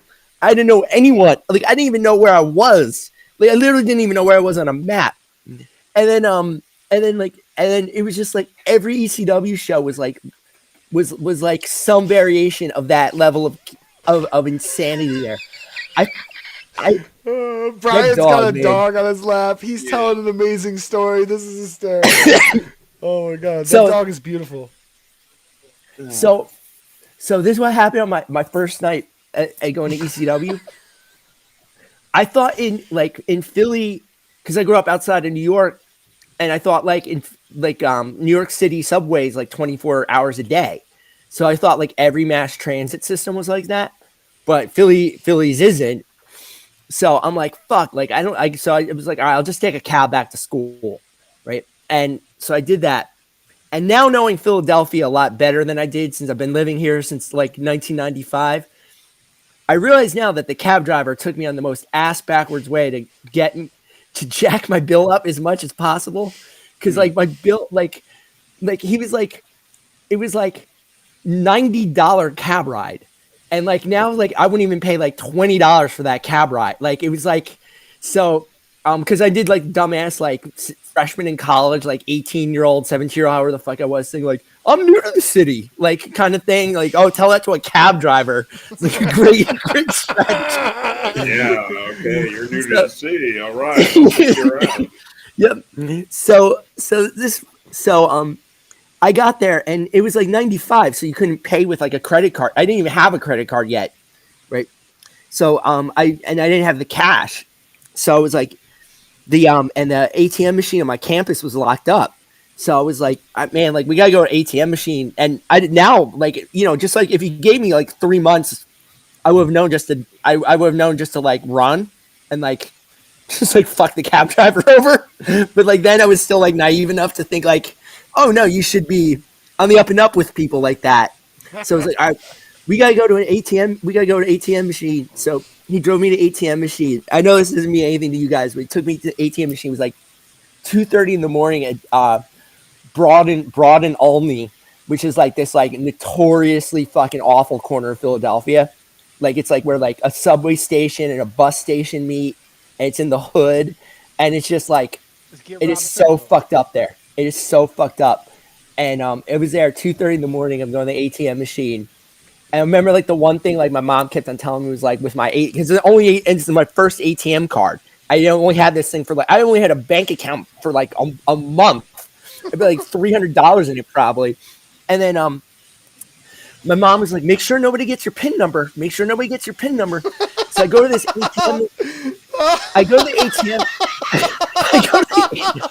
I go to the ATM machine, and it's like they're all gonna try like, and get it. Don't let anybody get that goddamn ATM number. Greg, you got one fucking job, son.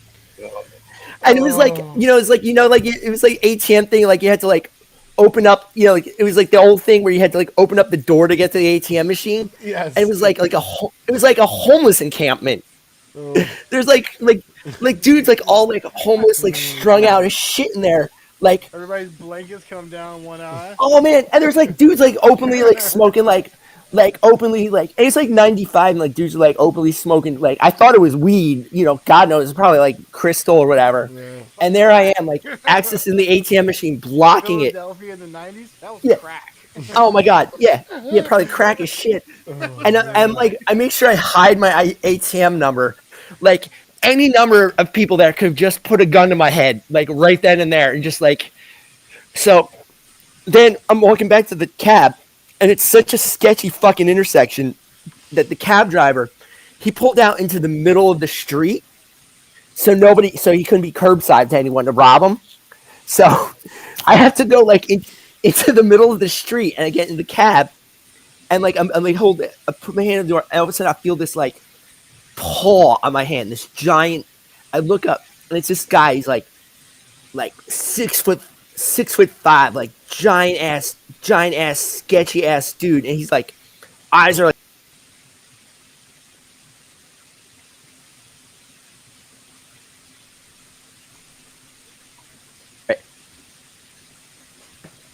Okay, so he's back. This dude's eyes are all bloodshot. Me.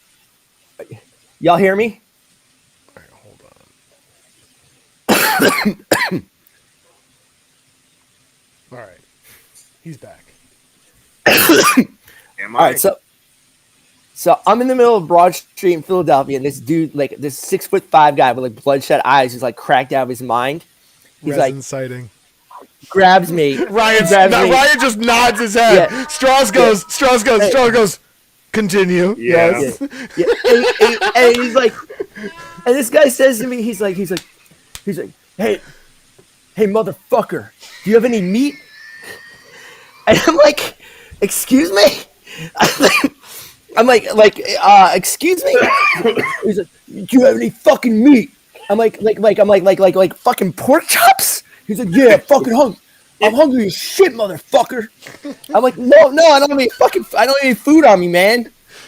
So then he's like, all right, fuck you then. So I'm like, all right. So I just get in the cab, and the cab driver drives me back to my dorm room. And the wild shit about that was Sabu. Dude, That was it might have been, man. That man was Sabu. Dude. He's like, I'm Wow. fucking bleeding here. You ain't got no meat. What the fuck, man? He's like, yeah, fucking meat. That was like my first time at ECW, man. I took a girl on a date to ECW. Whoa. That shit was fucking did not hook up with her. Strong, Did not hook up with that should be the title of some ECW documentary. Did I not my only and my favorite. Sorry to fucking bogart this with all these crazy ass ECW stories, but my favorite fucking ECW arena story was I was there with my a bunch of my friends. Like we all went, and we were like, it was the one thing I remember from the show was it was the one when Just Incredible. Tommy Dreamer did a thing where Tommy Dreamer's grandfather died, and it was his grandfather paid for him to go to wrestling school, so they did a 10-bell salute, and Just Incredible ruins this dramatic ceremony. Yeah. So we were there for that. And it was like me and like my nerdy goofball, dickhead friends.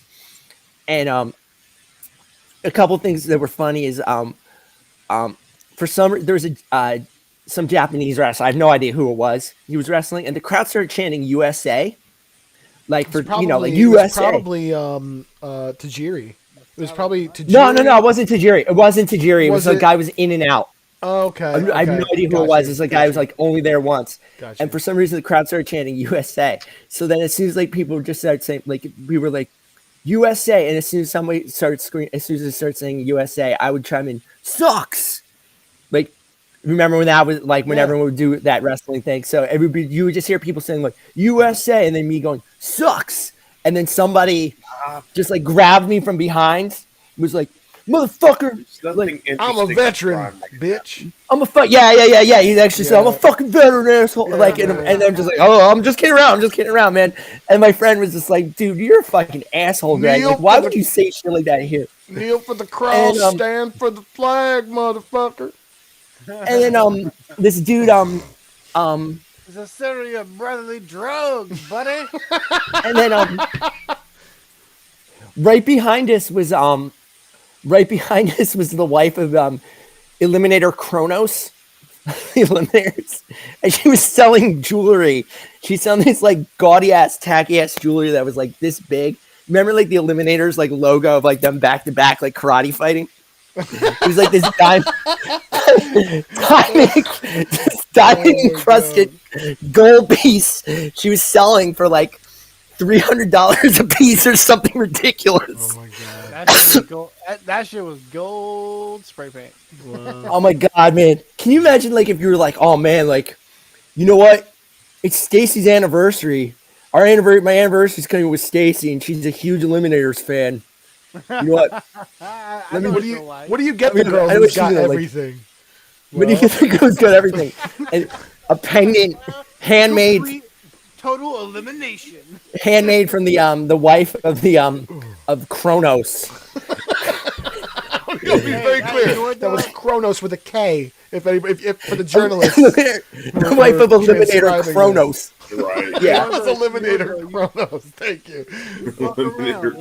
If you bought that shit in 1995 and held on to it till right now, at the very least, you could have sold it back to Perry Saturn for like $40. Oh, Yeah. Right. Yeah. Hey Perry. Hey Perry. Hey Saturn. Hey Eliminator Saturn. I remember when they were just calling you Eliminator Kronos and Eliminator Saturn. Eliminator Saturn. Hey Saturn. How old are you? You touch a Kronos? I'm old enough to remember when they called him Eliminator Kronos and Eliminator Saturn. Wow. Oh, wow. That's old. Yeah, man. It's fucking old. Yo, I'm not old, man. I'm not hardcore. I'm not hardcore an ECW fan. That's fucking hardcore, bro. Honestly, if you think about it, from Eliminator Saturn to Perry Saturn, Yeah. pretty good, pretty Right. big downgrade. Right. All right. If you guys got time for one more, here's another fucking crazy ass story from back then, and then I'll let everyone go, and I'll go too. But Okay. so this is like, because like all the EFED stuff is on Prodigy, like all which is like AOL, and but a few wrestlers were on there too. What Prodigy, like, I'd say more akin, because I had it for a second. Was it more akin to like Juno, like more of an email server? Yeah, but it had message boards on it, and it had like a chat thing too. Yeah, So we all knew. I don't know what Juno was. I didn't have Juno. There was no there was no like websites truly yet, right? We didn't even call it the internet yet. You know, like we didn't even know it yet. You know, Juno was very similar in that but regard. or like CompuServe and all them. It was like all that kind of stuff. But I went to college in Philly in '95, and you know, like, and a few wrestlers were on there, and one of the wrestlers who was on Prodigy was dancing Stevie Richards. So I was like, and this was like right around the same time as like the do you have any meat story? It was like either the week before or the week after. And He was hungry. so I like, as a joke, was like, I sent Stevie message, like a Stevie Richards, like a email on Prodigy, like a message, like private message or whatever. It was like, hey man, like I'm a huge fan. I just moved to Philadelphia. Let me know if you want, like, you know, like, let me know if you want to come. You know, I told him what college I went to. Like, let me know if you want to come up here. We can go to a party or something, just like fucking around.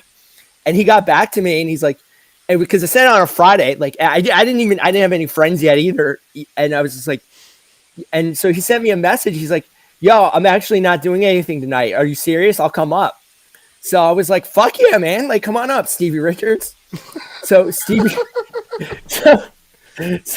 Richards came to my college. He like lived not too far away, and his high school is right next to my college. So he knew where it was and everything. So I didn't think he was like serious. And then I was in my dorm room, and then all of a sudden I heard the phone ring, and he's like, hey, Greg, it's us. Stevie Richards from ECW. I'm like, I'm out in the front. Can you come sign me in? So I go to the front. I have to sign Stevie Richards in. He comes in my dorm room. You hold his hand all the way to the elevator. Come on, Stevie Richards. Well, come on, bro. Was he wearing cutoff jean shorts? No, he wasn't. He was wearing just like regular. He's wearing like some like gym shit. So he See, that's the fanny pack. Yeah. He had a fanny pack, but he wasn't wearing like a belly shirt or anything like that. But he did. But every wrestler has a fanny pack.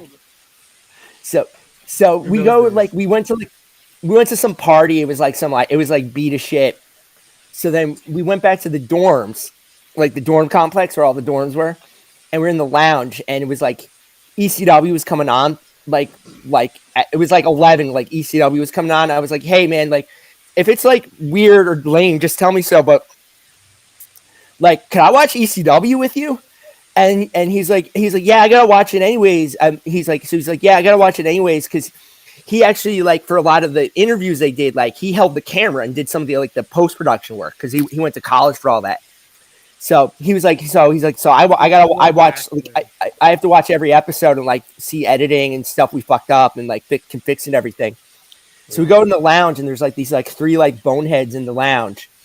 And I was like, hey guys, you know, I don't even know, they were watching like whatever. I was like, you guys mind if we put something on for a few minutes, for a little bit? And they're like, yeah, we're just getting out of here. So I took the remote and I put on ECW. And it's like the beginning of the credits, right?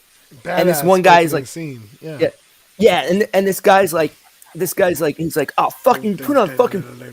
He's like, you put on fucking wrestling, man. Like, wrestling fucking sucks. Like, fucking fake shit. Like, these guys are all fucking oh shit. Because then like, Stevie Richards is literally standing behind this guy, and then like the next shot is like a bloody Stevie Richards being thrown through a table or something like that.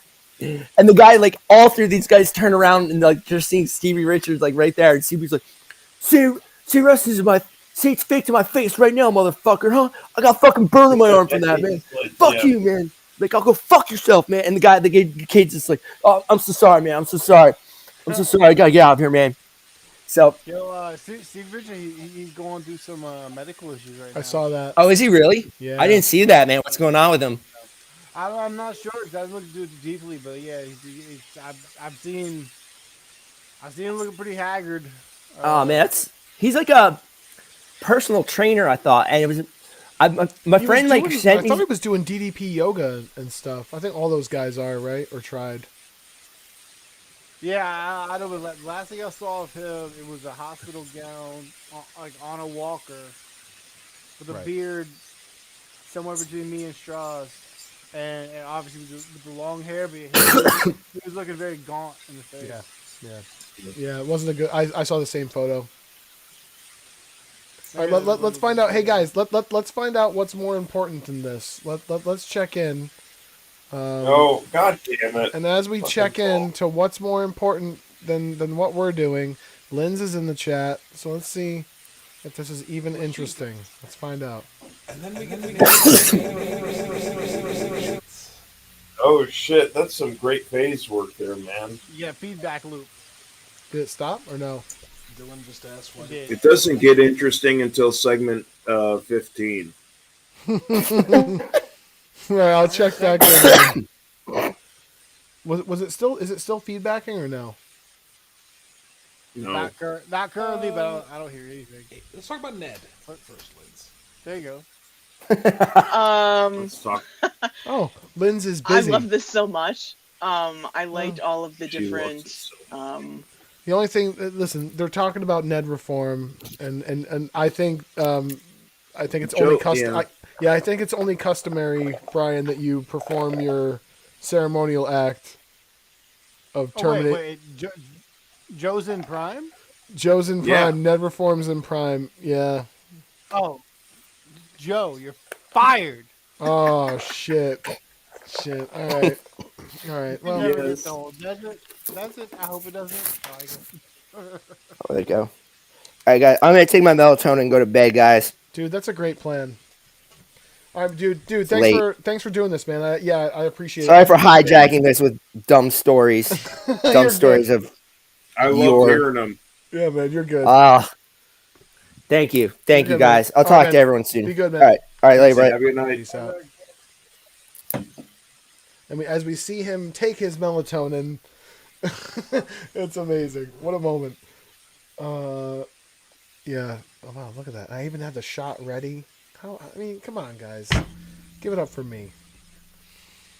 Nobody? You're pretty fantastic.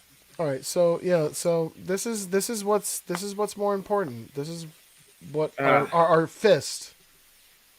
This is what our fist is concerned with right now. Let me see if I can get. Is this is what we're Listen. counter programming? This is what we're counter It programming. was very well done. No. But I think Now, what do you think about That's net why I'm reforms, saying that. Craig? Oh, what do you That's mean why on I'm that saying report? I that like segment that, 15 is important. It was a Okay. really singular focus, and I thought it worked really, really well. I like Watching that. Ned He's practice his boring farewell and speech Joe to is Prime, his terrible. perceived impact on the various wrestlers there, even though he probably hasn't had it. Well, listen. Look at that culture shock banner, though. Look That at is pretty Resin. badass. I know, resin all day. Who is he facing there? Who is that? He's facing a 7-foot-tall Russian named Ivan Stanislav, Of course he is. and Hayes Hanlon is pretty much like the baby face of Prime right now. Okay. All right. So Well, I wish. More like yeah. Resin beat Slime. Hayes Hanlon to win the title in a fucking match that I still don't believe actually happened. But yeah, so that's where it stands. But speaking of the fist and our Universal Champion, going back to segment 15 on this fucking show that they're doing right now, Thank you. it's the first time that LT and Resin have faced off since he won that title. And I believe since she beat him in the finals of that tournament, that propelled her to the Fist of Defiance. And you guys are treating it as though it's happening in the same universe too, like it concurrently, right? Like at the same time. Yeah, We're not like do you- overt about it. But, yeah, right. No, yeah. I don't think you are. But like, how challenging has that been to try to make everything fit? Not too challenging, I would No. say. I mean, yeah, we kind of like stay within the kind of the boundaries of like. I mean, it's like Gregg kind of like said in one of those feedback posts of like, I don't want to know Resin as the fucking prime universal champion here in Defiance. Resin's presence in Defiance is the Defiance Resin, That's its own kind of unique character, and the prime Resin is his own unique character, Like, yeah, they're the same person, and there's kind of some crossover there, but would you say that like they're two different things, but they're happening at the same time, so there is going to be some bleed over? Yeah. Yes. I think Brian's bumping his own beats, which you know what, Brian, let's get a plug in. Can we get a plug in? We can, but I apologize. No, I was just I was listening, but I that some people had shared my things on some unsolicited folks had shared my stuff on Instagram. I'm like, oh shit, that's cool. No, that's very cool. Because I lost a lot of that when I lost my partner. Your partner in crime. Yeah. So anyhow, no, I'm sorry. I don't want to hijack at all. Y'all can fucking swordgang.com. The end. Swordgang.com, and it is available, I believe. I listen to it on Apple Music. That's where you're getting 1 penny for every one of my plays. Hey, it's the best rate going. That's right, dude. It is the best rate going. I found these 5 songs to be very aggressive, very violent. There was definitely a theme there.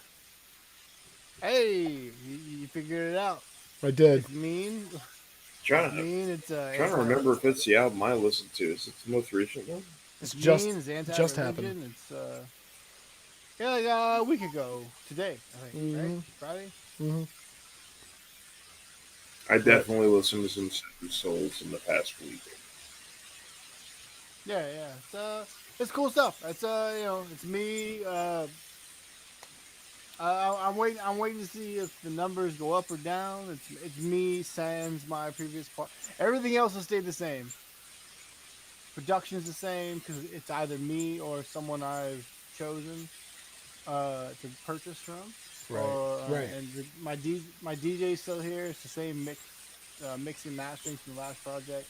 Yeah. It's just one less, other than the intro, one less voice.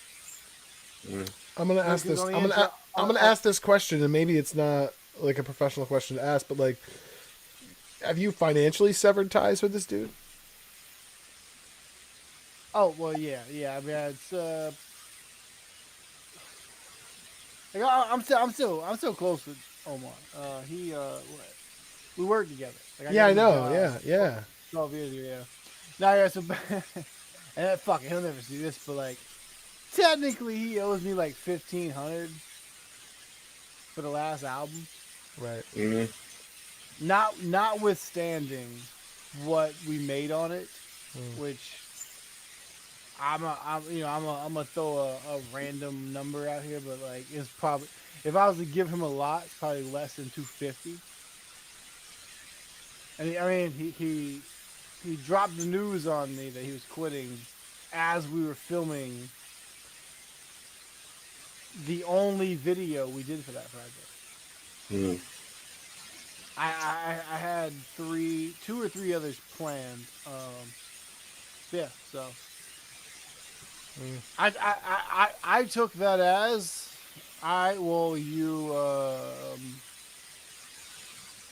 you wanna leave now? Yeah, I mean, because here's the thing, he still has publishing for everything we did, but publishing doesn't mean shit unless someone options your song off of your project onto something else, movie, TV, whatever. So I mean, yeah, basically that's But going Yeah, forward, hey. it's you. Well, yeah, and you know, I've owned since 2007. I've owned the name.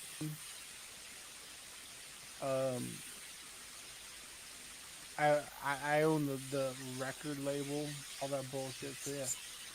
No, I mean, me no more good. I mean, honestly, I really feel like if these night, because I just put this one out, but I set out to do one LP of 8 tracks. I ended up doing 10, so I'm putting out 2 5-track EPs. This one and the next one, which in hindsight I really should have called this one Blood Spills and then called the next one after the Blood Spills or whatever.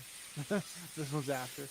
But yeah, anyway, I'm put out 2 albums within 8 months time, and I mean, hey, if these 2 jump off and do well, he'll come back.